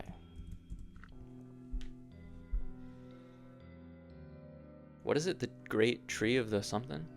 Thyla regards you with a stern gaze, studying your every feature as if trying to decipher your true intentions. The purpose of your quest, young wizard, is to restore balance to this realm. The Eye of the Mountain, a relic of great power, has been stolen from its resting place, and its absence threatens to disrupt the delicate equilibrium that governs our world. So you stole the Eye of the Mountain, is what you're saying to me. You have it. Hello? So you stole the Eye of the Mountain? She's trying to distract me, I think. She's trying to throw me off my game and make me forget about my real quest. Uh-oh. Hello? Thyla's expression remains impassive. The Eye of the Mountain was not stolen, but taken. Its absence was a calculated decision, one necessary to restore the balance that has been upset for far too long. However, its power cannot be wielded without proper control, and that's where you come in. She pauses, scrutinizing your reaction. Okay, whatever. How do I get the seed?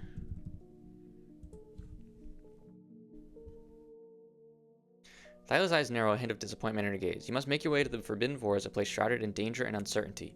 Only the brave and the cunning can find the Great Tree of Balance and claim its precious seed. She pauses for a moment and then continues. The forest is filled with challenges, and I cannot simply give you directions. Please?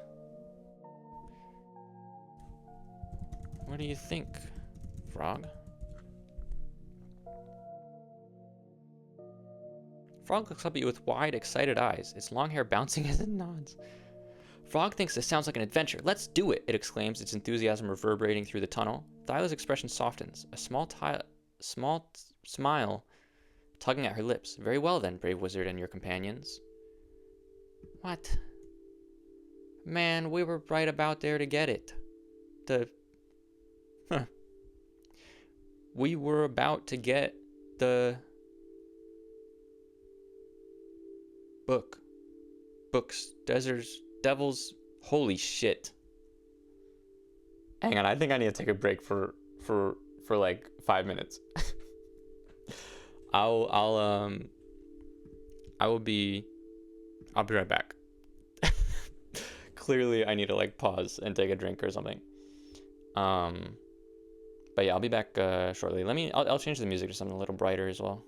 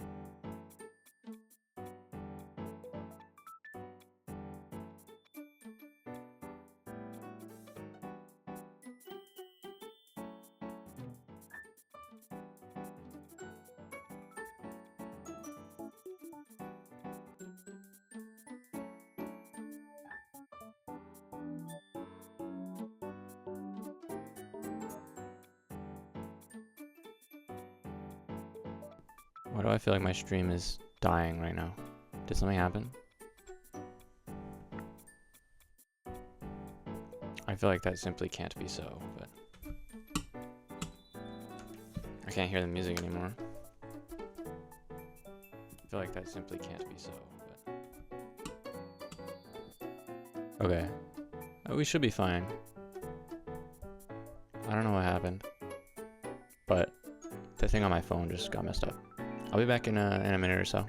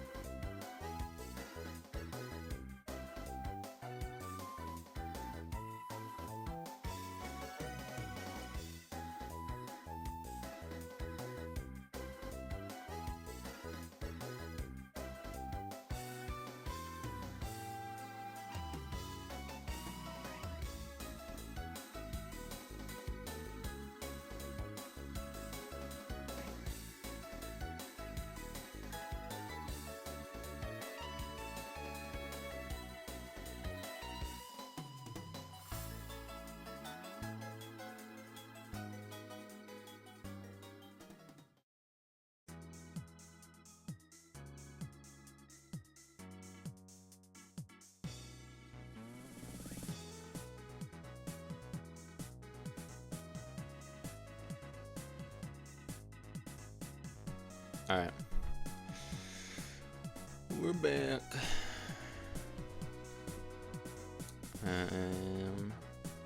My Wi-Fi is like jumping up and down. I don't know what's going on, but hopefully it doesn't. Hopefully it doesn't get too bad out here.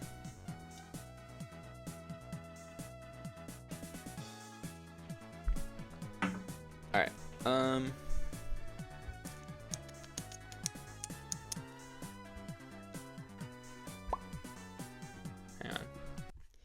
Let's go back here. Turn that down a little bit. Not too low, but a little low.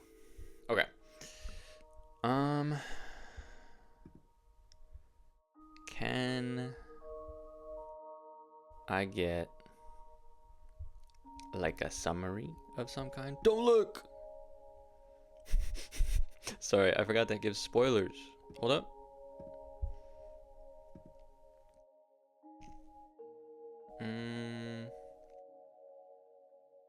I don't know that I can.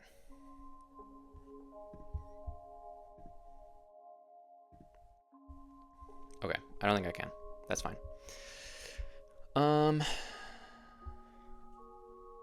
Damn, the drop frames just keep going up and up.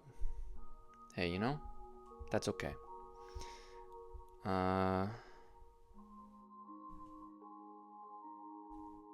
Dude, the stream on my phone, because I have it up, is like so like behind. I don't know what's going on.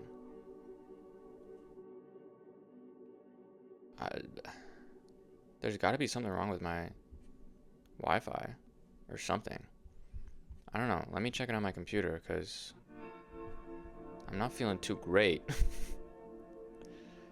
about where we're at. And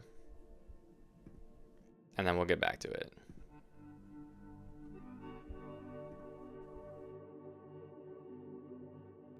Hello? Okay. Looks like we're good. I don't know why. It must just be my phone messing up. Okay. Hang on, make sure I have the right screen up. I-do's. Summary thus far. Set off on a quest to find the Devil's Diary to erase the world's most recent calamity, a meteor striking into the earth and releasing evil teleporting magical jesters. I'm a wizard. I went to a circus and met a lady named like Flippity Floppity or something, but I erased her memory of her name and changed it to Ellen. I have a frog with bangs that sits on my shoulder. We went to the underground beetle people to ask them about if they know where the book is. Turned out that they were working with the jesters. We killed them and ran away.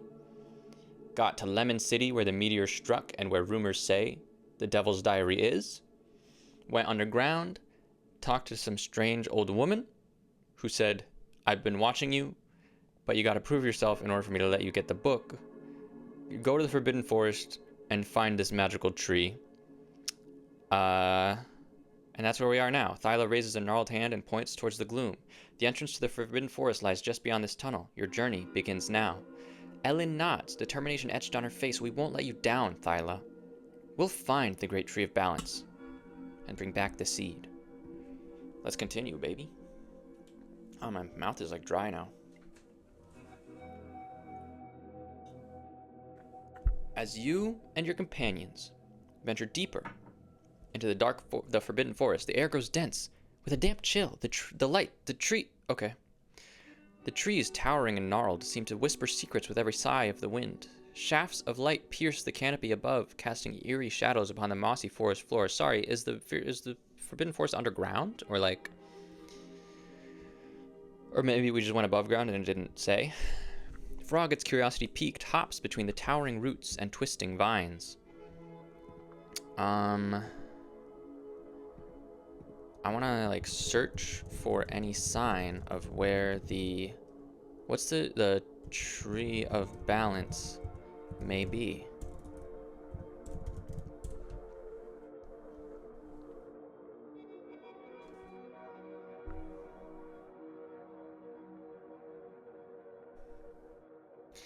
You and your companions delve deeper into the Forbidden Forest, keeping your eyes peeled for any sign of the Great Tree of Balance. The density of the woods seems to increase with every step, and the air is heavy with the scent of damp earth and moss. As you navigate the twisted pathways, Ellen points out a strange symbol etched into a tree trunk. Look at this, she says, her brow furrowed in concentration. I look at the symbol.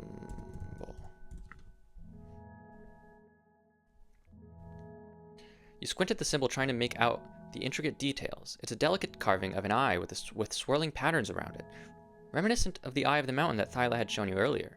Frog jumps up to get a better look, its long hair swaying. Frog likes symbols. Whiz?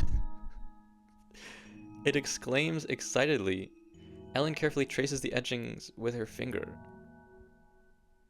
Frog, bro. We're gonna have to put you down. I don't know, like... The symbol looks familiar, she muses. I think I've seen something like it in some of the old circus archives. It might be related to ancient forest spirits. You nod, a flicker of understanding crossing your face. I don't. There's no understanding on my face. That would make sense. Perhaps the forest spirits are guiding us towards the Great Tree of Balance. What does that have to do with the circus? Like, hello? What are we doing here?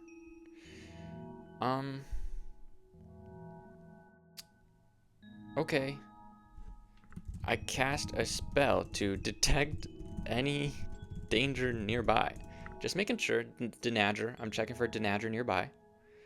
Close your eyes, focusing your energy on the spell. After a few moments, a faint tingling sensation washes over you, and you open your eyes. The forest around you seems to shimmer, and you can make out faint outlines of various creatures lurking in the shadows. One such creature, a sleek and menacing-looking panther, creeps towards you. A panther? Hello? You raise an eyebrow and gesture towards the panther, whispering to your companions. Looks like we have company. Ellen tenses, her grip on her juggling clubs tightening. Frog, on the other hand, seems unbothered, hopping closer to the panther and chirping it curiously. Suddenly, the panther springs forward, claws extended. Oh my god, guys, Frog is gonna fucking die.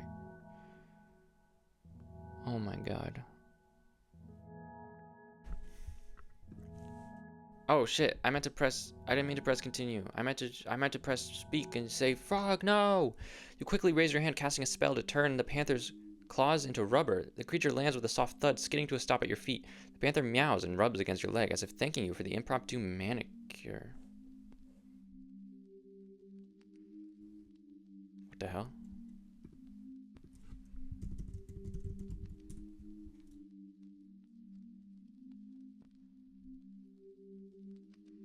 You stare at the now docile panther, bewildered by your own spell. I guess that worked? I guess that worked? You mutter to yourself, still a bit dumbfounded. Ellen and Frog exchanged amused glances, trying to stifle their laughter. Ellen, her composure regained, pats your shoulder. A nice one, wizard. Why is this a fucking Marvel movie? I'm gonna cast Fireball on myself. Dude, I can't with this. This is crazy. Okay.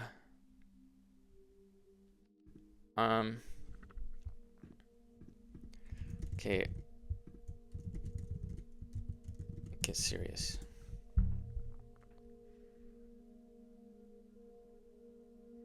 You adopt a more serious tone, trying to focus on the task ahead. The pressure of finding the Great Tree of Balance weighs heavily on your shoulders, but you shake off the doubt and forge ahead. As you delve deeper into the forest, you come across a clearing where the sunlight streams down like a golden ladder. In the center of the clearing, there's a massive ancient tree, unlike any you've seen before. You guys think this is the Tree of Balance? I'll even say that.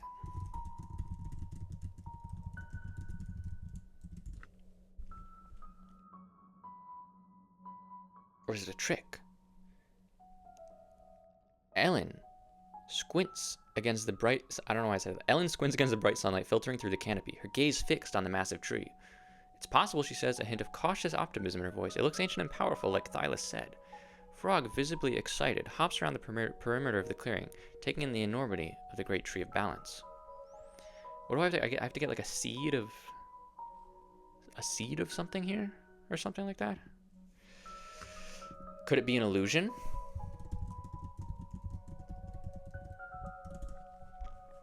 Maybe someone's trying to trick us. Maybe Thyla is actually evil, even though the witch told me to believe her. You ponder the possibility, furrowing your brow as you study the ancient tree. Your wand trembles slightly in your hand as you cast a subtle revealing charm, searching for any hidden illusions or deceptions. After a few moments, the charm takes effect, and the air shimmers around the tree, revealing no signs of trickery. Okay? Okay, now how do we get this tree's seed? What do we, jerk it off? You know what I'm saying? What?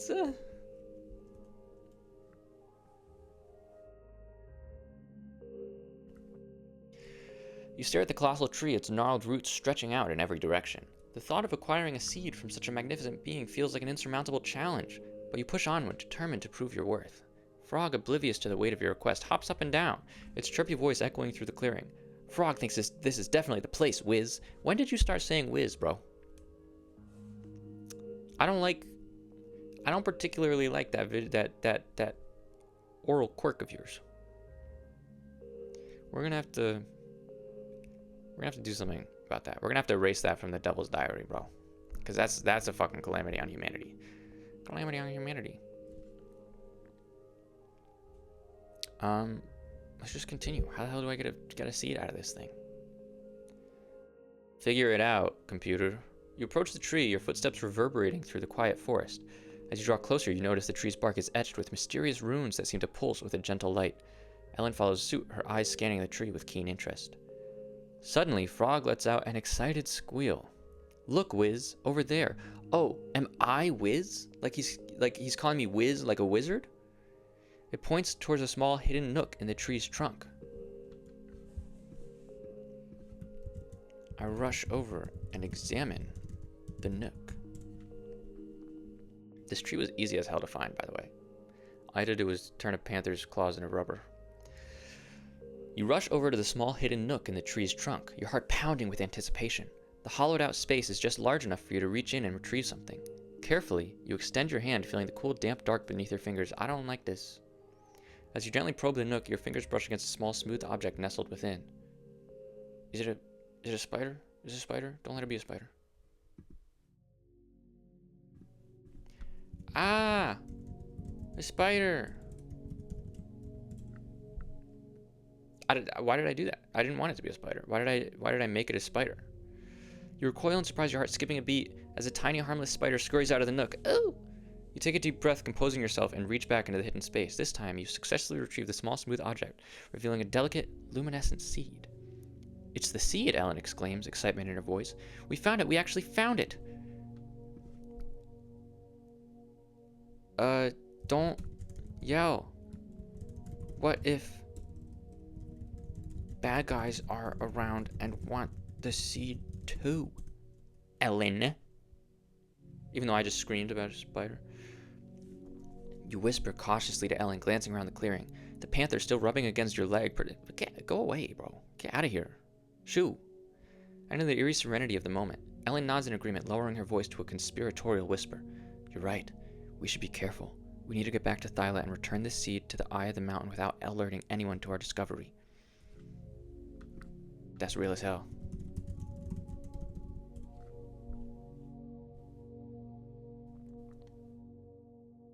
You marvel at the luminescent seed in your hand, its delicate surface glowing softly in the dim forest light. The weight of your discovery settles on you, and you can't help but feel a sense of pride and accomplishment. Ellen and Frog gather around, whispering excitedly about the journey ahead. I turn around and head back to the tunnels. Tunnels. I'm gonna say toward the tunnels, because I feel like if I say I head back to the tunnels, it's just gonna like skip there and not let anything happen in between, which it might still do anyways, but better to allow stuff to happen, right?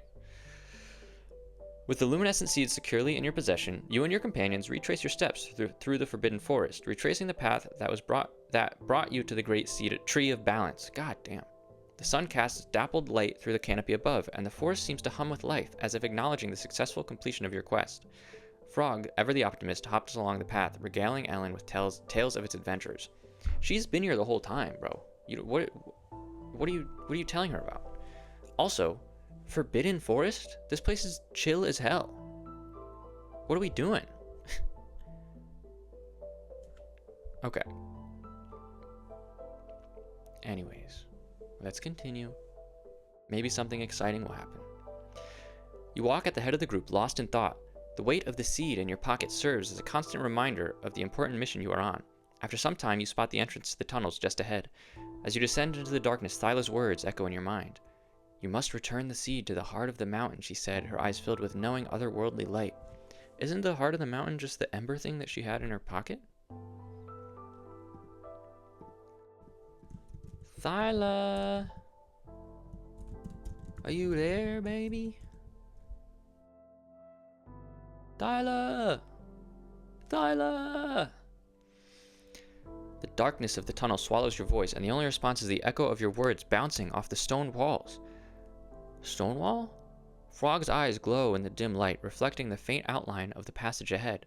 Ellen, ever vigilant, holds her juggling clubs at the ready, prepared to defend your small group against any potential threats. I cast a spell to detect danger. Sorry, I'm spamming this shit, but we gotta be careful. As you whisper the incantation, your wand emits a faint, pulsing glow, casting ethereal light on sounds like walls. Everyone uses some with spell takes effect, and a ripple of energy washes over you, revealing no immediate threats. Great, let's keep going then. Guess Thyla's not around. Two-timing old lady. You exhale in relief and continue down the tunnel, your footsteps echoing softly against the stone. Frog, unfazed by the darkness, hops along, its chatter filling the silence. Ellen, silent and focused, watches the passage ahead, her eyes glinting in the dim light. As you move deeper into the tunnels, Frog suddenly points toward a narrow side passage, its eyes wide with excitement. Wiz, look, what's that? What is it? Stop calling me Wiz, dude. I'm gonna step on you and squish you. You follow Frog's gaze and see a faint bluish glow emanating from the passage. The color is unfamiliar, and you can't help but feel a twinge of curiosity. Ellen notices your interest and raises an eyebrow. That's strange. We should check it out, she suggests, her voice barely above a whisper. You nod in agreement and lead your group towards the mysterious glow. Excuse me. I feel that we must consult the witch. Should we or should we not? If I can't ask you an or question. Should we investigate the mysterious blue glow? No. Okay. Noted. Glad that you don't have a bag of rocks.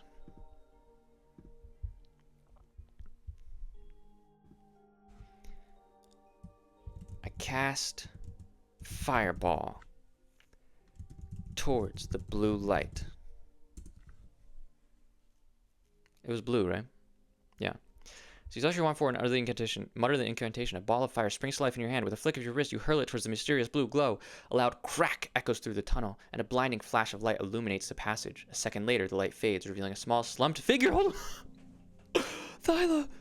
Thyla, no! Did I kill Thyla? Figure moans softly, slowly stirring to life. As your vision clears, you notice that it's an ancient, frail woman with long hair. She squints up at you, her eyes adjusting to the sudden brightness. Ellen casts, drawing her juggling clubs closer, but the woman does not appear to be a threat. Who are you? The woman asks, her voice raspy and weak.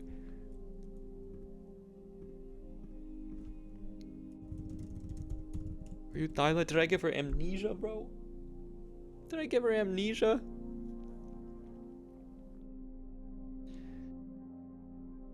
You approach the ancient woman, your wand still trained on her as a precaution. Are you Thyla, the seer? You ask, your voice steady despite the surprise of finding her here. The woman shakes her head, sending a cascade of white hair over her shoulders. No, I'm not. Thyla is my sister, she replies, her voice barely audible. She sent me here to hide.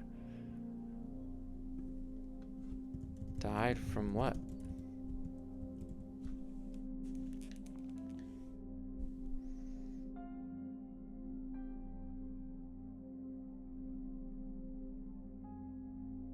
You lean in closer, straining to hear the woman's faint voice over the distant drip of water echoing through the tunnels. From those who seek the seed, she says, her voice cracking with age and weariness. They would use its power for evil. Ellen, Frog, and you exchange skeptical glances. I huddle up with Ellen and Frog. What's she talking about? What do you mean you're going to use power for evil? I got the seed right here. You huddle up with Ellen and Frog, voices low and hushed in the dim light of the tunnel. The ancient woman's words linger in the air, heavy with foreboding. Ellen raises an eyebrow, whispering, "Seems like there's more to the seed than we thought. What should we do about her?" Frog's large eyes glint in the darkness, its chirpy voice breaking the tension. What does he say? Tell me. Frog suggests we help her, Wiz. She seems to know about the seed and Thyla. You mull over Frog's word, glancing back at the ancient woman huddled against the wall. Although her claim seems far-fetched, it's possible she may have valuable information about the Devil's Diary. Excuse me, Thyla's sister? Do you know where Thyla is, we have the seed and can bring you to her. We have the seed and are seeking her now. We can bring you to her.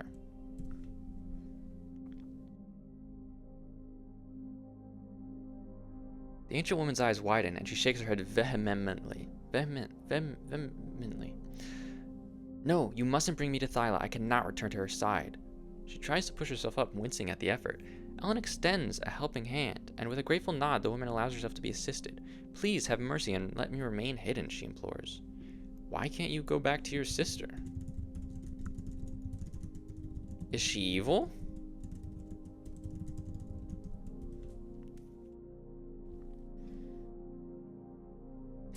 Yes, the ancient woman, curiosity piquing your interest, as you and your companions look on. The woman hesitates, then whispers, no, not evil. She's different. She's not like other girls, more connected to the world than any of us. She takes a deep, trembling breath, but our paths diverged long ago, and I cannot bear the thought of facing her. You can sense the woman's reluctance and sadness. Alright, I don't need your family trauma dumping. Do you know anything about the Devil's Diary?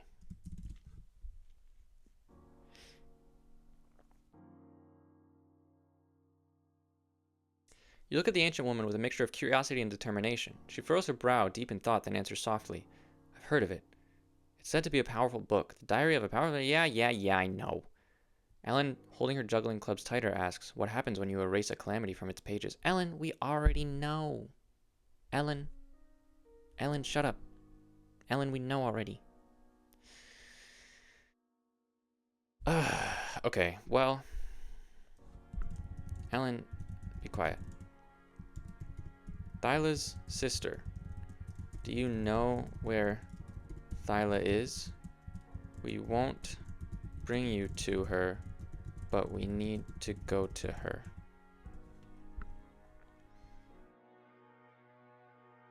The ancient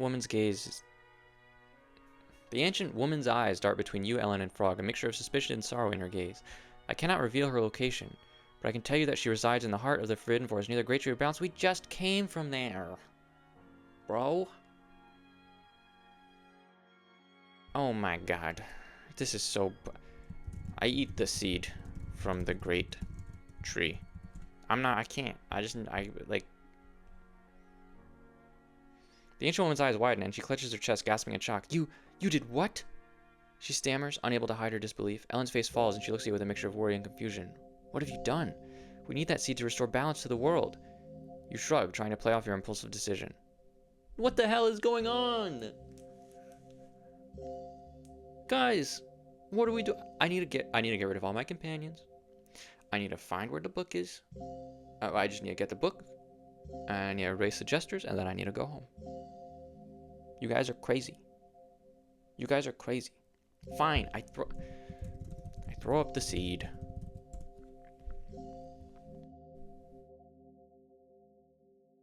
You realize the gravity of your impulsive action. You hastily pull out the luminescent seed from your pocket and thrust it towards Ellen. Here, what? It was in my pocket still? She quickly snatches the seed from midair, cradling it gingerly in her hand. The ancient woman watches the scene unfold with a mixture of astonishment and relief. Okay, bye. We need to find Thyla. Let's get it. Let's get to Thyla. You bid farewell to the ancient woman, feeling a pang of gratitude for her guidance.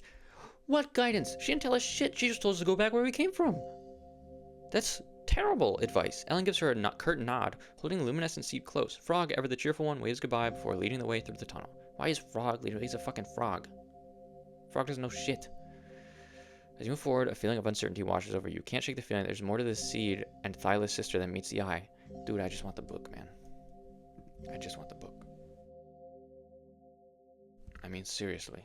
You follow Frog deeper into the tunnels, the dim light of your wand casting eerie shadows on the walls. Ellen walks beside you, the luminescent seed still clutched in her hands. The silence is heavy with unspoken questions and doubt. Suddenly, Frog stops in its tracks, its ears twitching. Ears? What? Frog, I had no idea. Sorry, let me get you an ears PNG. That's dude, I really didn't expect that. Oh, that's beautiful.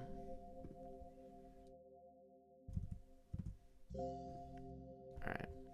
Sorry about this, guys. Hang on.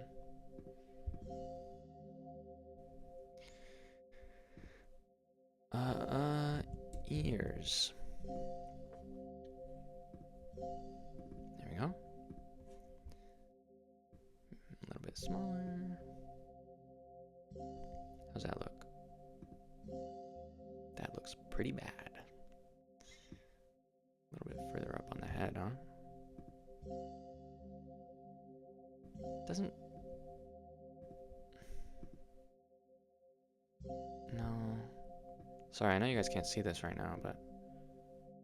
Alright, that's good enough. That's good enough.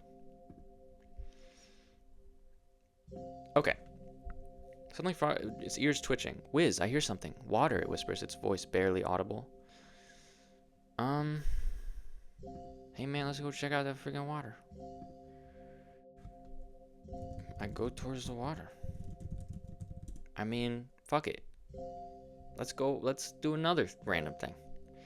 You follow Frog's lead, and soon a faint blue-green light shimmers in the distance. This shit again? As you approach, you realize that it's a bioluminescent glow of algae covering a vast underground lake. The surface of the water ripples, creating an eerie, almost hypnotic dance of light and shadow. You can't help but marvel at the sight before you. Wow, this is amazing. It sure is. Where the hell is Thyla? Thyla! Are you there? Are you in the river? Thyla! The darkness of the tunnel swallows your voice, and the only response is the echo of your words bouncing off the stone walls. Frog's eyes glow in the dim light, reflecting the faint outline of the passage ahead. Ellen, ever vigilant, holds her juggling clubs at the ready, prepared to defend your small group against any potential threats. You cast a spell to detect danger. And then what happens? As you whisper the incantation, your wand emits a faint, pulsing glow, casting ethereal light upon the dark tunnel walls. The air around you seems to hum with energy, and the atmosphere grows tense with anticipation. After a moment, the spell takes effect, and the ripple of energy washes over you, revealing no immediate threats. Exhale in relief and continue down the tunnel, your footsteps echoing softly against the stone. I go to Thyla. Can I do that? You tread cautiously, following the luminescent trail left by the bioluminescent algae. The further you journey, the more your anticipation grows, as the echoes of your footsteps bounce off the cold stone walls of the tunnel. Suddenly, a faint silhouette emerges from the darkness ahead, and a woman's voice breaks the silence. Halt! Who goes there? Thyla, is that you? Please say yes, please say yes, please say yes, please say yes. Please say yes. Please, please, please say yes. Please say yes, please say yes. Hello? The figure steps forward. A regal and stern-looking woman. Her long, silver hair cascades down her shoulders like a shimmering waterfall. A staff adorned with intricate carvings rests in her hand. I am Thyla, she says, eyeing you and your companions with a mixture of curiosity and skepticism. But how do I know you seek the diary for good and not for evil? Well, you know that because we brought you the seed. Okay, Ellen, give her the seed.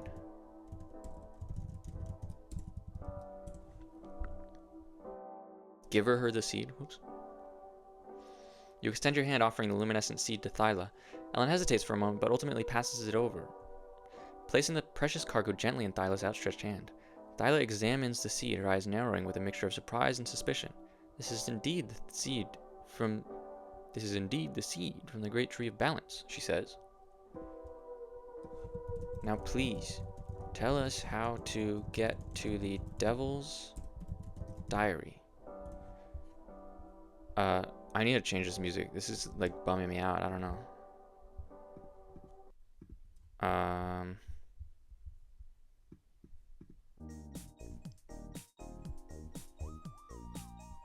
Okay. Okay.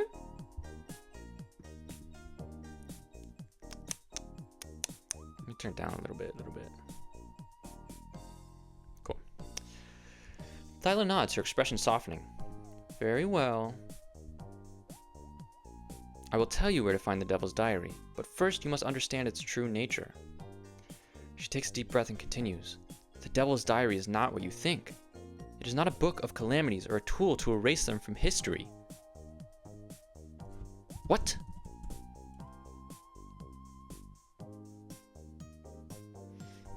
Thyla pauses, gathering her thoughts before continuing. The Devil's Diary is, in fact, the diary of the devil himself. It is filled with the musings, emotions, and experiences of being once believed to be the epitome of evil, but in reality it reads like a teenage girl's diary, full of whims, fantasies, and adolescent drama. That sounds fucking awesome. I want to read it. That sounds awesome.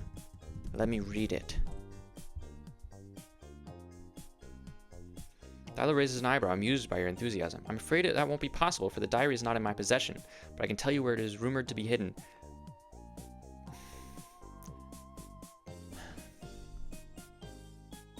She leans in closer, lowering her voice. The diary is said to be in a temple in the beautiful village of the underground in Lemon City. This motherfucking old lady. I'm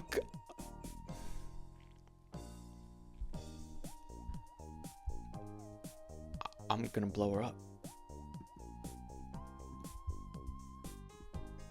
Can I blow up the old lady? Yes. Yes. Yes. Yes.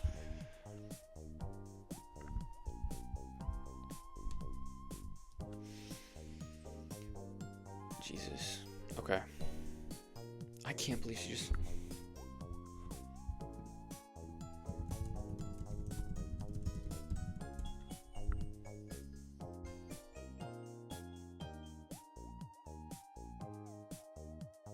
Thyla looks at you with a mixture of surprise and confusion as a small, harmless fireball harmlessly fizzles out a few inches from her staff. Is that necessary? She asks, raising an eyebrow. Ellen gives you a disapproving look, shaking her head slightly. Frog hops off your shoulders and onto the ground, letting out a low, disapproving croak.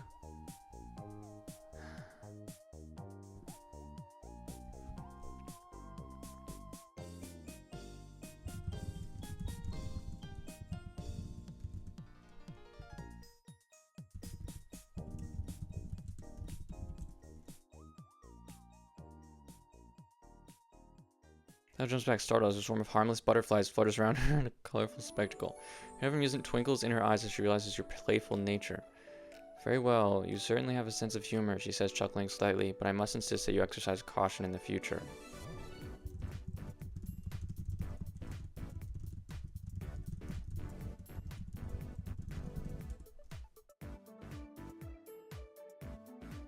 Thyla looks at you in shock and disbelief as a swarm of roaches crawl up her arms, covering her hands. However, after a few moments, the roaches transform back into her fingers, leaving her unharmed. I see you are full of surprises, she says with a smirk, but I must insist that we remain focused on the task at hand.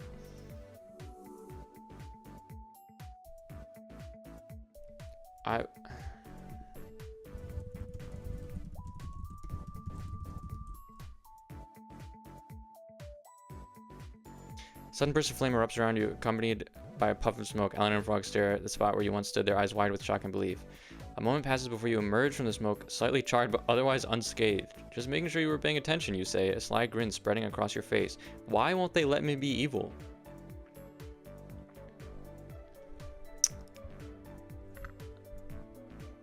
What's happening?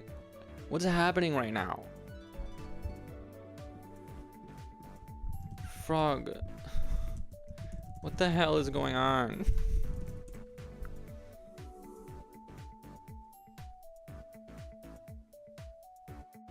Wiz, just having some fun. Frog, yeah, it exclaims, its eyes gleaming with amusement.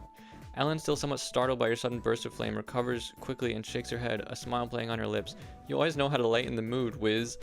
I'm a normal guy trapped in a fucking kids show Marvel fucking, like, I'm gonna go crazy. This is crazy.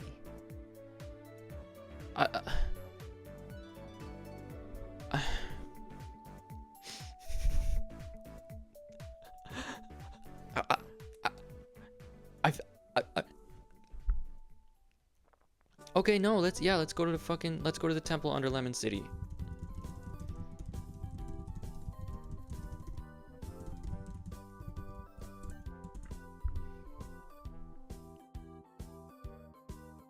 The frog, yeah. Oh. With renewed excitement, you and your companions set off towards the temple in the beautiful village beneath Lemon City. The journey through the underground tunnels is filled with a sense of anticipation tinged with a hint of unease. Is Thyla with us? Because I'm going to kick her into a ditch somewhere. As you move through the dimly lit passages, the occasional scampering of rodents or the distant drip of water echoes through the stone corridors. Is Thyla here? As you enter the temple under Lemon City, you find it deserted, the air thick with dust and the scent of disuse. The walls are adorned with faded frescoes of beautiful folk, their vibrant colors dulled by time. What's a fresco? Fresco. A painting done rapidly in watercolor on wet plaster or wall ceilings, so the colors penetrate the plaster and become fixed as it dries. Oh. Okay. Noted. I feel like the music's a little too loud, sorry. The walls are adorned with faded frescoes. You glance at Ellen and Frog, a question in your eyes. Ellen nods encouragingly, her gaze steady. What's my question? Is it about Thyla? The three of you tread softly, your footsteps echoing ominously in the cavernous space. As you venture deeper, a faint, pulsating light emanates from a shrine in the distance. It grows more prominent, illuminating a stone pedestal adorned with ornate carvings.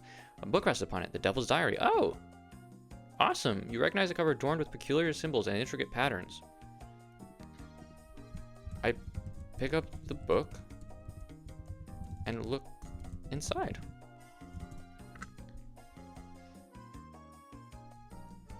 You reach out and gently lift the Devil's Diary from its resting place, feeling its weight in your hands. Carefully, you open the cover and begin to leaf through the pages. The ink is a startling shade of neon pink, quite at odds with the solemn aura of the tome. The handwriting is flowing and cursive, reminiscent of the scrolls you studied in your youth, yet somehow less stuffy. Okay. Used a fucking neon pink gel pen. Pages are filled with whimsical musings, trivial preoccupations, and intimate thoughts that tug at the corners of your mind, seeding a sense of familiarity that you can't quite place. It is, as Thyla described, the diary of a being once feared as the epitome of evil, yet revealed to be a teenager navigating the trials and tribulations of adolescence.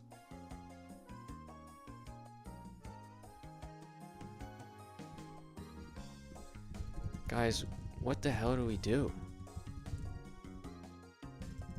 We have to get rid of the jesters.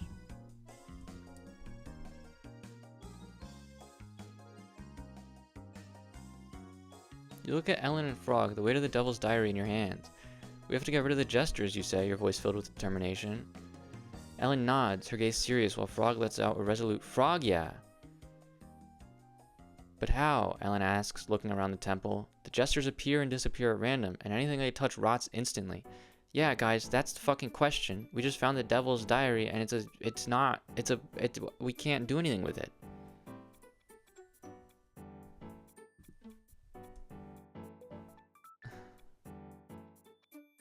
I mean, we're in Lemon City. I guess we can go check. You ponder for a moment, then an idea strikes you. We need to lure them here and trap them, you say, pointing to a large ornate chest nearby. We can animate the chest and turn it into a mimic, just like we did in Lemon City. The jesters will be drawn to it, and we can lock them inside. Ellen nods, her eyes gleaming with excitement. That could work. Could it?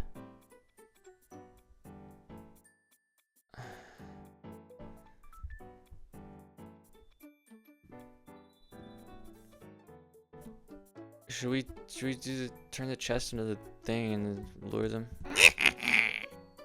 No. Oh. Okay. Should we, like, maybe if we destroy the meteor, will that get rid of the jesters? Yes. Okay. You heard the lady. I think we should find the meteor and destroy it.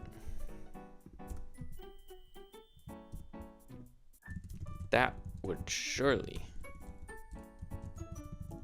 stop the jesters.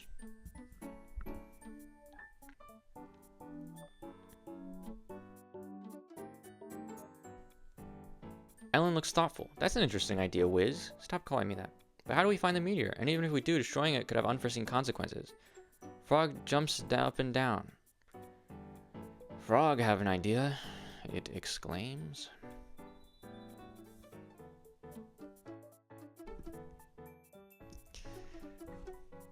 Okay. It's your idea, man.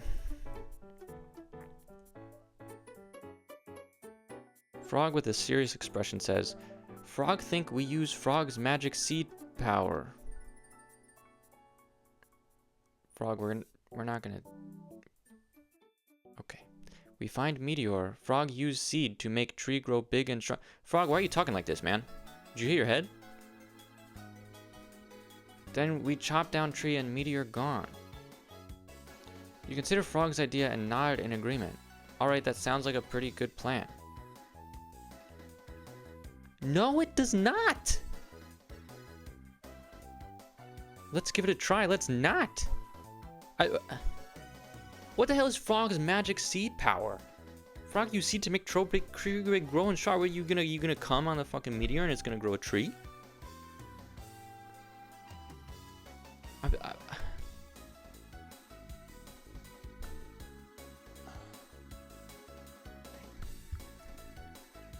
Yeah, man, let's give it a try.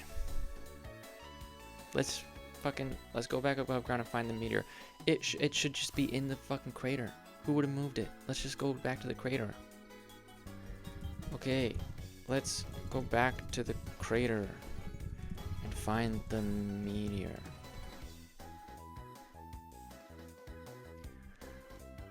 As you, Ellen, and Frog make your way back to the crater where the meteor struck, you can't help but feel a sense of excitement and apprehension. The world around you seems both familiar and foreign, as the jesters have brought a new level of unpredictability and chaos to the kingdom. The marshlands are eerily quiet, and the trees in the Forbidden Forest sway ominously in the wind. I'm sorry, where are we? There's marshlands and the Forbidden Forest? What the hell's going on? Ay, bro.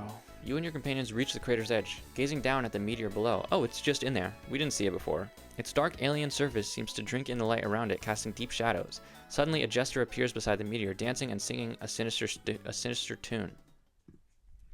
I cast Castration. Foreskin Explosion. Mark 3 on the jester.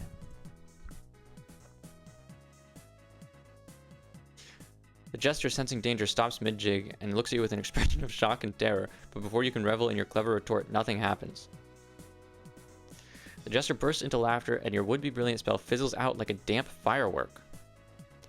Ellen and Frog glance at each other and shrug, trying to contain your laughter. Maybe stick to spells you've actually mastered.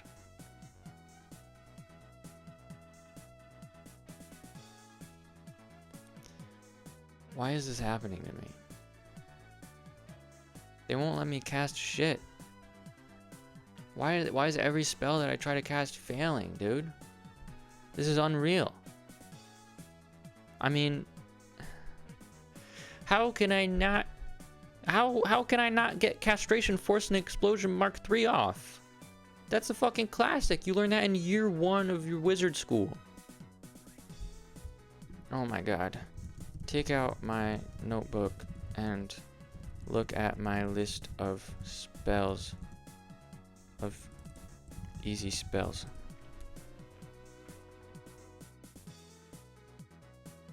You quickly scan your notebook, searching for an appropriate spell. Your eyes fall upon Charm of the Beast, Bear Hug, a simple yet effective spell perfect for subduing enemies. A sly grin spreads across your face. As you cast the spell, a warm golden light envelops the jester. Its sinister laughter subsides, replaced by a look of confusion and curiosity. I take out a knife and stab the jester while it's distracted. I'm so sorry. I fucking got it. I have a degree in English. No, that was right. Oh my god. Cut that part out. Fix that in post. Cut that out. The knife glimmers as it arcs through the air, piercing the jester's side. The jester lets out a startled squeak, its eyes wide with disbelief, but to your surprise, the wound quickly heals, leaving no trace of injury. The jester's laughter echoes once more as it resumes its dance, seemingly unfazed by your attack. What is happening? I feel like am I hated by God or something in this world and nothing that I do is allowed to have any impact?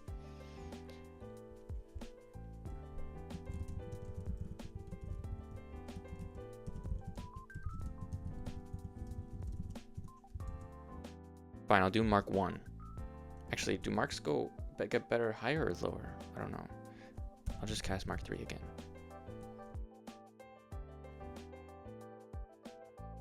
Cast another spell with the gesture, crossing your fingers and hoping for better results this time. Suddenly, the area is filled with an intense heat, as if a tiny sun has appeared out of nowhere. The gesture streaks and leaps away from the meteor, frantically patting at the flames that have engulfed its clothing. While it's distracted, I rush toward the meteor with Frog and spray his seed. I'm sorry, I can't do that. And enact his seed plan.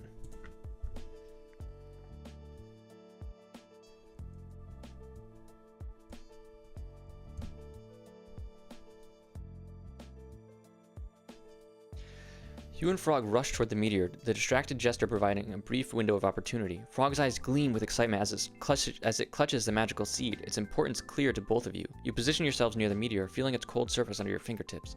Frog, in a burst of enthusiasm, slams the seed into the meteor. For a moment, nothing happens. Frog.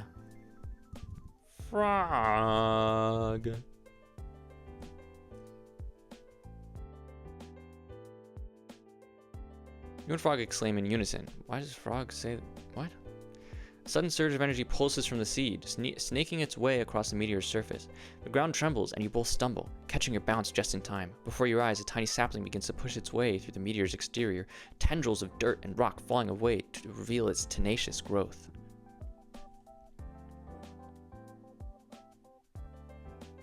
The sapling grows at an astonishing rate, its branches spreading wide and its roots digging deep. The meteor trembles as the tree reaches its full size, its leaves casting shadows over the crater. Ellen, who had been watching with bated breath, finally lets out a sigh of relief. That was impressive, Wiz. And Frog, of course. Frog, beaming with pride, nods in agreement. I climb up the tree and then jump off, ending my own life.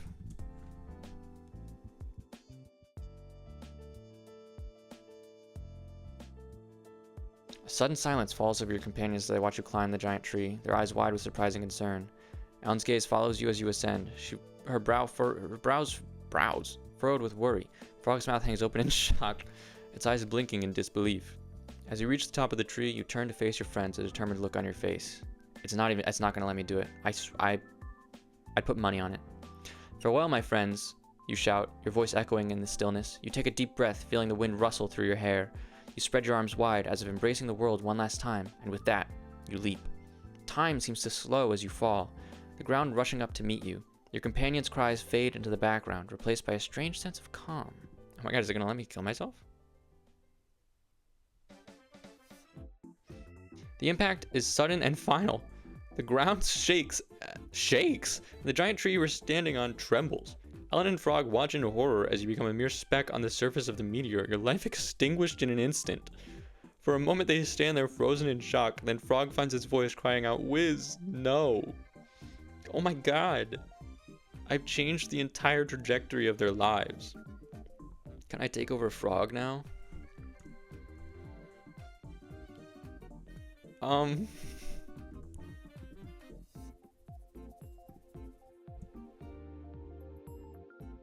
As a ghost, I possess Frog, and I just want. Let me see if it lets me do this. You find yourself floating above your body, the world taking on a soft, translucent quality. You can see Ellen and Frog gathered around your still form, their expressions filled with grief and shock. A strange sense of calm washes over you as you realize what had happened. Experimentally, you reach out and touch Frog's back. A jolt of energy courses through you, and you find yourself inhabiting the frog's body. Frog, yeah.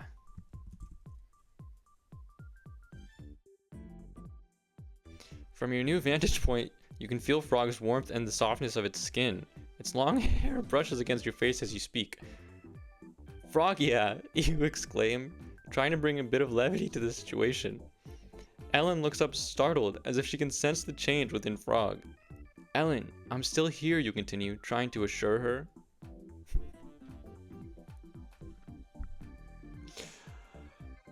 The hell? Ellen's eyes widen, and she takes a step back, looking at Frog with a mixture of shock and disbelief. Wiz, is that really you? She asks, reaching out to touch Frog's arm. Her fingers brush against the soft frog skin, and she looks at you with an expression of amazement. Frog hops in place, trying to adjust to the new presence within its body. Guys, I don't think I can do this anymore. Did we stop the gestures or what?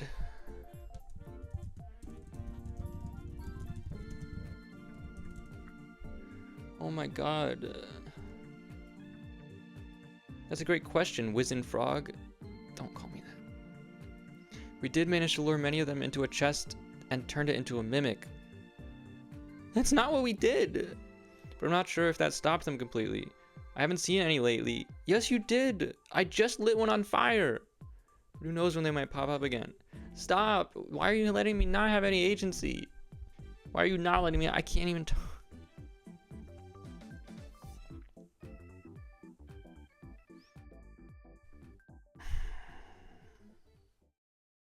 Okay. I can't do this anymore. This world won't let me do anything except for kill myself. And even that took like 10 tries. Okay. There were some characters and things that we got to that we didn't get to rather. I had written characters for this and like put them in the like in the like story things so that the AI would know about them. It just made up all its own characters. I like straight up the only characters that I wrote that showed up were the king and the frog, the two characters that I included in the like preamble, like the very beginning intro part that you get to write yourself. I wrote other let me see, like Ellen, do you know about my rival that works at the circus?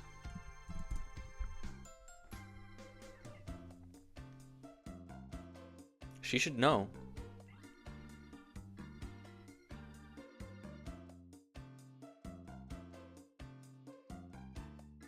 Ellen nods, a wry smile playing at the corner of her mouth. Yes, I do. His name is Flink.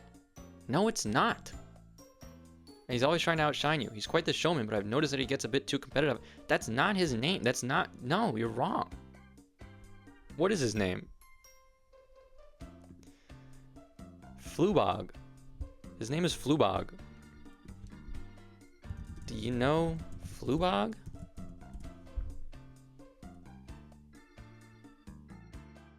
Ellen's smile fades slightly as she responds, yes, I've met Flubog. He's not part of the official troupe, but he does hang around the circus occasionally. I think he's seeking attention and validation, but his antics can be a bit much. I've seen him try to cast magic before, and it almost never goes as planned. Can I meet Flubog?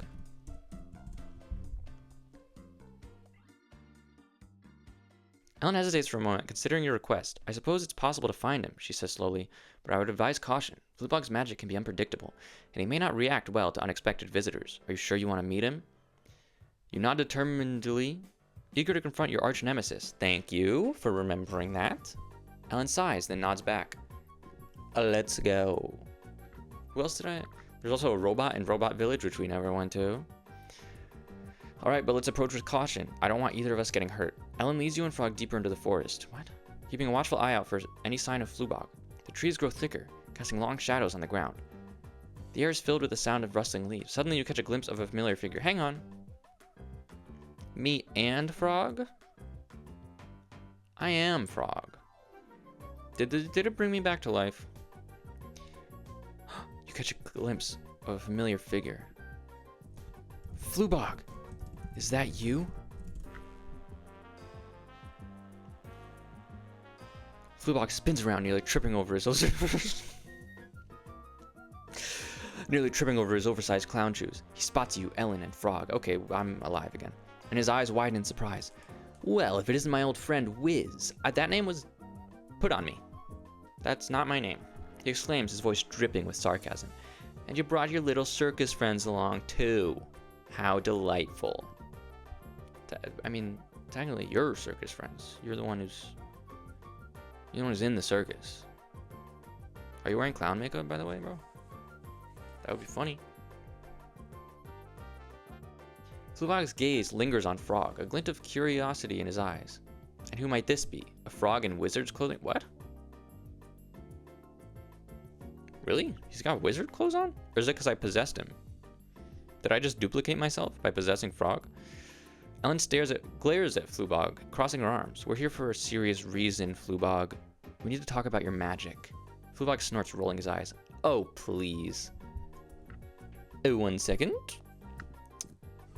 Wizard robes PNG. I want the ones with stars on them. With stars. I guess I can just do that one. That's a fake PNG. Oh my god. Evil. Wizard hat PNG with stars. No. Stupid fake PNG. Please. Wizard hat with stars, please. Wizard hat with stars, please. Wizard hat with stars, please. Sorry. Whatever, I'll use this one. No, I can't use that one. I'll use this one. Save image as. Hat.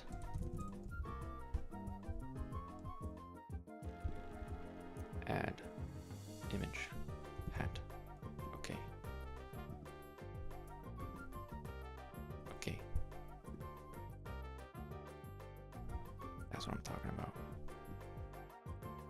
Hell yeah. Okay. There you go. Oh, please. Flubog, quick. Tell a joke. Or else. I'll cast castration. Foreskin explosion on you.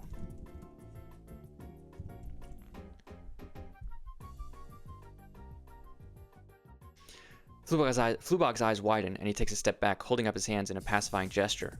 All right, I'll tell a joke. Just no explosions, okay? You nod, a small smile playing at the corners of your mouth. Flubog takes a deep breath and launches into a joke. Why couldn't the bicycle stand up by itself? I know this one, Flubog, because it was too tired. Too tired. Flubog. Just like you're gonna be when you don't have a foreskin anymore. By the way, guys, I know that castration is not circumcision, but if you explode your foreskin, you're done. You know what I'm saying? Flubog's face contorts, trying to maintain his composure, but he can't help but burst into laughter. Alright, you got me there. I deserved that one. He wipes a tear from his eyes and looks at you, Ellen, and Frog. So what's this about my magic? I know it's not my strongest suit, but I'm working on it. Flubog, cast a spell to turn me into a pumpkin.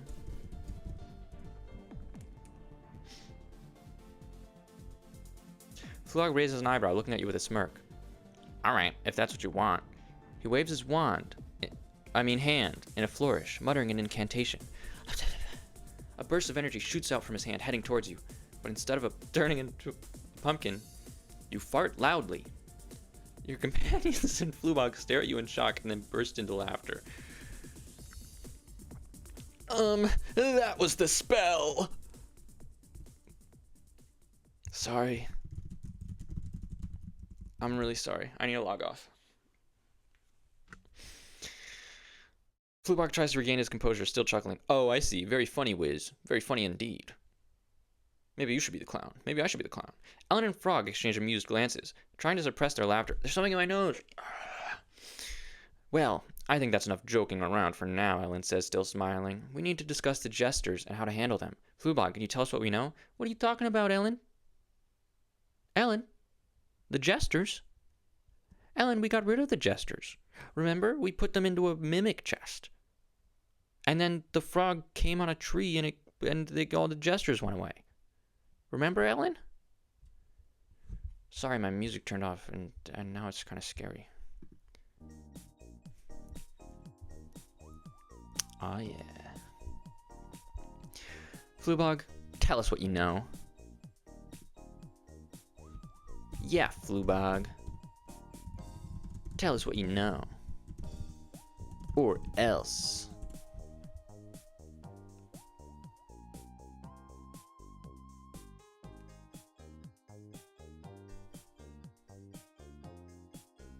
Damn, Fluebog doesn't know shit. Fluebog's face grows serious and he nods. Alright, I'll tell you what I know. I've been following you since you left the circus, keeping an eye on your progress. What? I've seen the jesters causing chaos and destruction in their wake. He pauses, taking a deep breath. I've tried to stop them with my magic, but it never works as planned. Yeah, dude. Like, you made me fart instead of turning me into a pumpkin. We've established this. And is that all? Or you know anything else? Fluebog's shoulders sag, and he looks down at the ground. I'm just not good at magic. It's always been a struggle for me.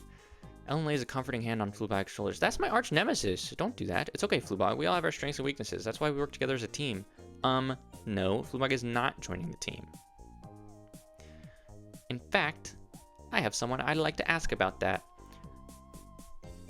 Hey, should I let Fluebog join the team? No. Yeah. That's what I fucking thought.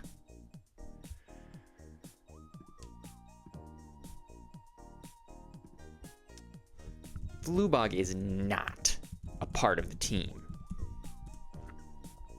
And also, we already got rid of the jesters, so we don't need to worry about it. Fluebog's face falls and he looks away. I see. Well, I'll leave you to your discussion then. He turns to walk away, but you call after him. Wait, Fluebog, I didn't mean it like that. You may not be an official member of our team, but that doesn't mean you're not valuable to us.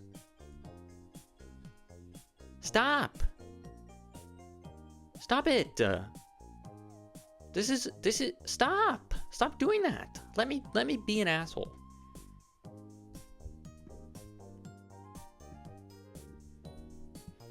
I cast Invert Butthole on Fluebog.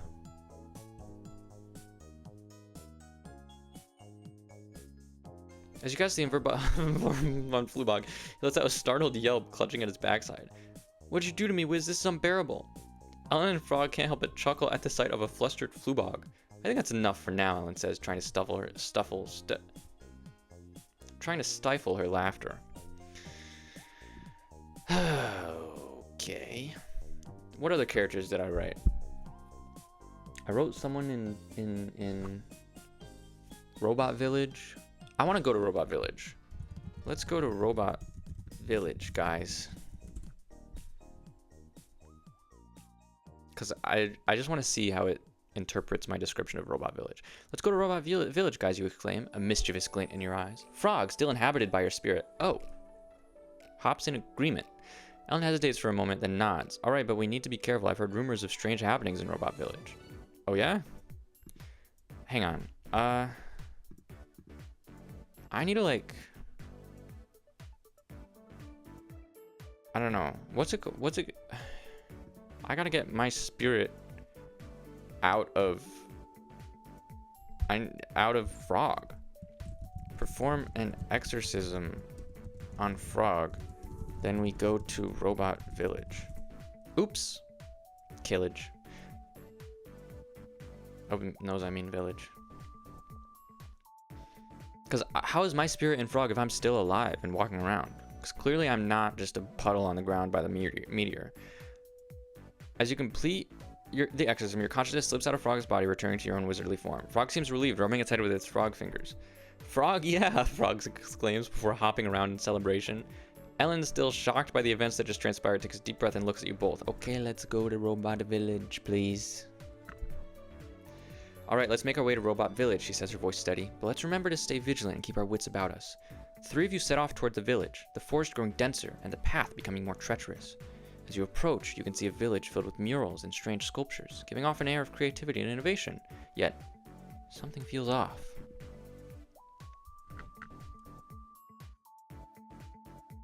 Actually, I'm just gonna let it continue. I want to see how it describes Robot Village and what the hell is wrong with Robot Village, because I didn't say anything was wrong with that place. You and your companions approach the entrance of Robot Village, a pair of large metal doors adorned with intricate designs. The air is filled with the sounds of clanging metal and the faint hum of machinery. As you push open the doors, you're greeted by a scene straight out of an artist's dream. Robots of all shapes and sizes are scattered throughout the village, engaged in various artistic pursuits. Excuse me, does anyone speak English?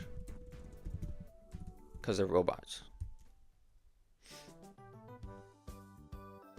A group of robots nearby turn their attention toward you, their gears whirring and eyes lighting up. One of them, a tall and slender robot with a sleek design, steps forward and says, "Greetings, travelers. Welcome to our humble village. I am R69WE17, the spokespot for Robot Village. We do indeed speak your language, and we are always eager to meet new visitors." Okay, you have a nickname or what?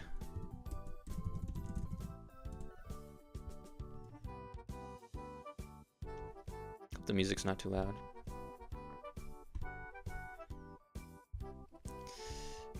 Try again. Oops. I always press the continue button instead of that. You, Ellen, and Frog follow WE17 as they lead you deeper into the village. The streets are narrow and winding, but the vibrant murals and sculptures make it feel like an enchanting labyrinth. The robots continue to work on their art, paying little attention to your presence. R69WE17 shows you a small tavern called the Mechanized Mug. Hey man, do you have a nickname?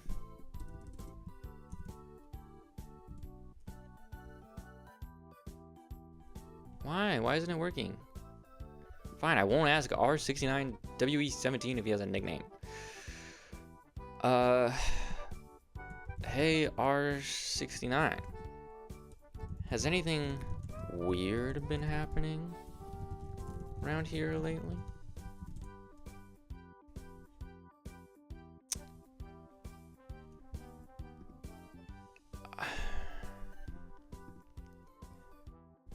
We go into the tavern.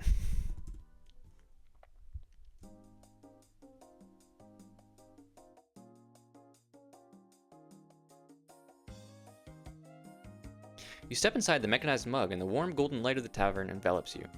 The room is filled with a soft hum of machinery and the clinking of glasses. Robot bartenders slide along the polished metal bar, serving drinks to patrons who lounge in plush velvet seats. The scent of freshly baked bread and sizzling meat wafts through the air, making your mouth water. Okay, were there any other characters? Actually, I think I wrote a character in Robot Village. Wrote a character. Oh, it's this guy. He builds boats. Hey man, can you build me a boat? Am I just not allowed to speak anymore? Okay.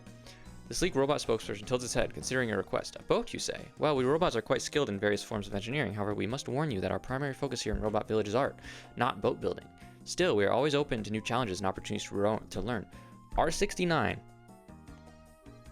You build boats. You are a boat builder. That's your thing, dude. Oh my god. Okay, hang on. There's another character too. Oh yeah, the circus is also called the Butthole Circus, in case you were wondering. Frog, Lemon City, Humbor. Right, I want to ask about Humbor. Okay. Do you know a beetle folk named Humbor?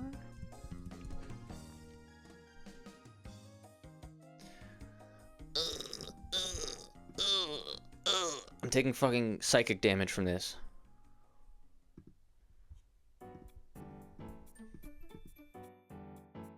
I mean, what, like, get rid of the okay then. I don't know. There we go. Gears whir as it processes your request. Humbor, you say? The name does sound familiar, but I must admit my knowledge of the Beetlefolk is limited. However, I do know that there are many tunnels and underground passages in the nearby forests and mountains. It's quite possible that some Beetlefolk reside there, but the Beetlefolk are evil and they're in cahoots with the Jesters. Did you know that the Beetlefolk are in cahoots with the Jesters? This fucking wizard comes to your town with a frog on his shoulder with human hair, ears, excuse me, and a wizard hat, and starts spitting conspiracy theories at you.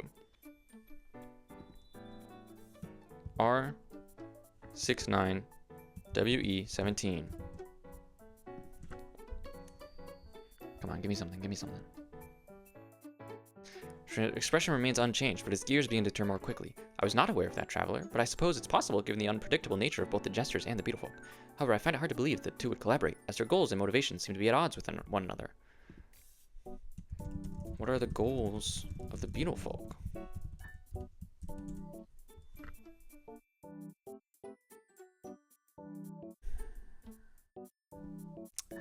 What are the goals of the Jesters? Its polished metallic fingers tapping rhythmically on its gleaming chestplate. The goals of the Jesters, as far as we understand, are simply chaos and mischief. They do not seem to have any specific aim beyond spreading disorder and leaving chaos in their wake. Their motivations remain elusive, but their capricious nature is certainly cause for concern. Isn't that like a kind of sandwich or something? Pastrami, pastrami, pastrami. Yeah, have you guys seen that video? Golly. Are there any other, I mean, fuck spoilers, right? Flubog, Devil's Diary, Ghosts, The Devil, Beetlefolk, The Butthole Circus, The Underground, Dribliminor, The Meteor, The Jesters, The King, Frog, Lemon City, Humbor, R69, Way 7, Robots, Robot Village. They're also, the robots are supposed to talk like stuck up, like teenagers with rich parents, but they didn't do that. And the Beetlefolk are all supposed to have French accents, but they didn't do that. Truly learning that this software is a little bit stubborn and a little bit does whatever it wants to do. All right. I think probably, hang on.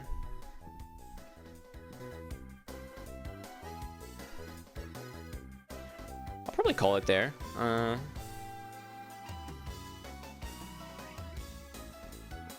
was fun, but it's late. I started really late. That was ridiculous. It made me feel like I was going insane towards the end. But yeah, I'll probably call it, I think. I don't know why my phone was getting all messed up and not showing the like accurate stream information. I hope there wasn't anyone like in chat or anything, or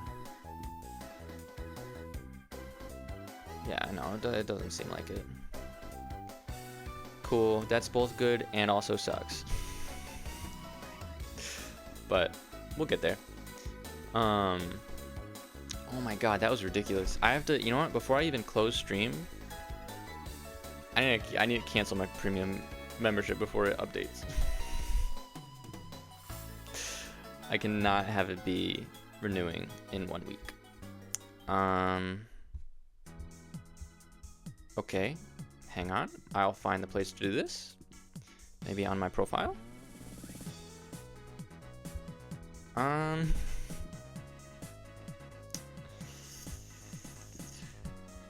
Okay, hang on. I got this. Edit profile, perhaps? No.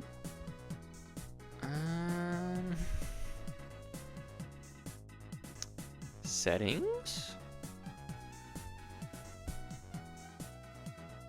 I mean, there is a membership option, but it just brings me to the membership page. with all the membership options, and they all say try for free, but I don't want to. What if I click try for free on this one that I already have? Yeah, something went wrong. Do I need to just refresh it or something? You're an AI Dungeon member. You can manage your subscription here. Okay, manage. I did just have to refresh. Cancel. Decline offer. Cancel. Cancellation confirmed. You won't be billed again. Sweet. All right. Hang on.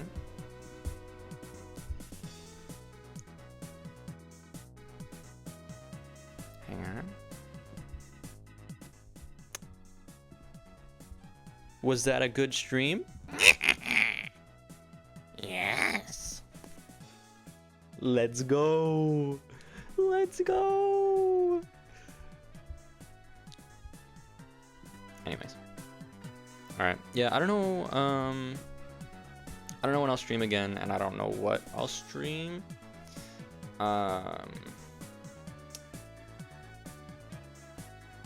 downloaded Roblox.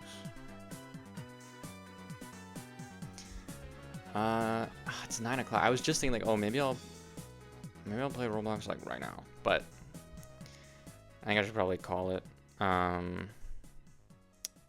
Maybe I'll play Roblox tomorrow. Uh-oh, Adobe ad.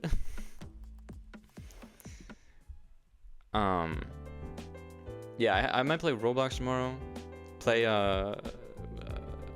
what's that game called? Fashion. Whatever, you know the game. So I can get clips and get a lot of views. Hang on. Hang on. Should I play the Roblox fashion game tomorrow? Yes. Alright, you heard it here. I also have some like ROMs and stuff that I think would be fun to play. Should I play my ROMs? No. Oh. Okay. Well. Oh, hang on. Guess it's fashion games. Roblox fashion game. Roblox has horror games too, right? That'd be fun. So yeah, I'll do that. And I will end my stream now and be back tomorrow. Probably maybe a shorter stream. I know 3 hours isn't very long for like Twitch streams, but it's long for me because I don't make any money. So yeah, I'll be back. Thank you for watching. Bye bye.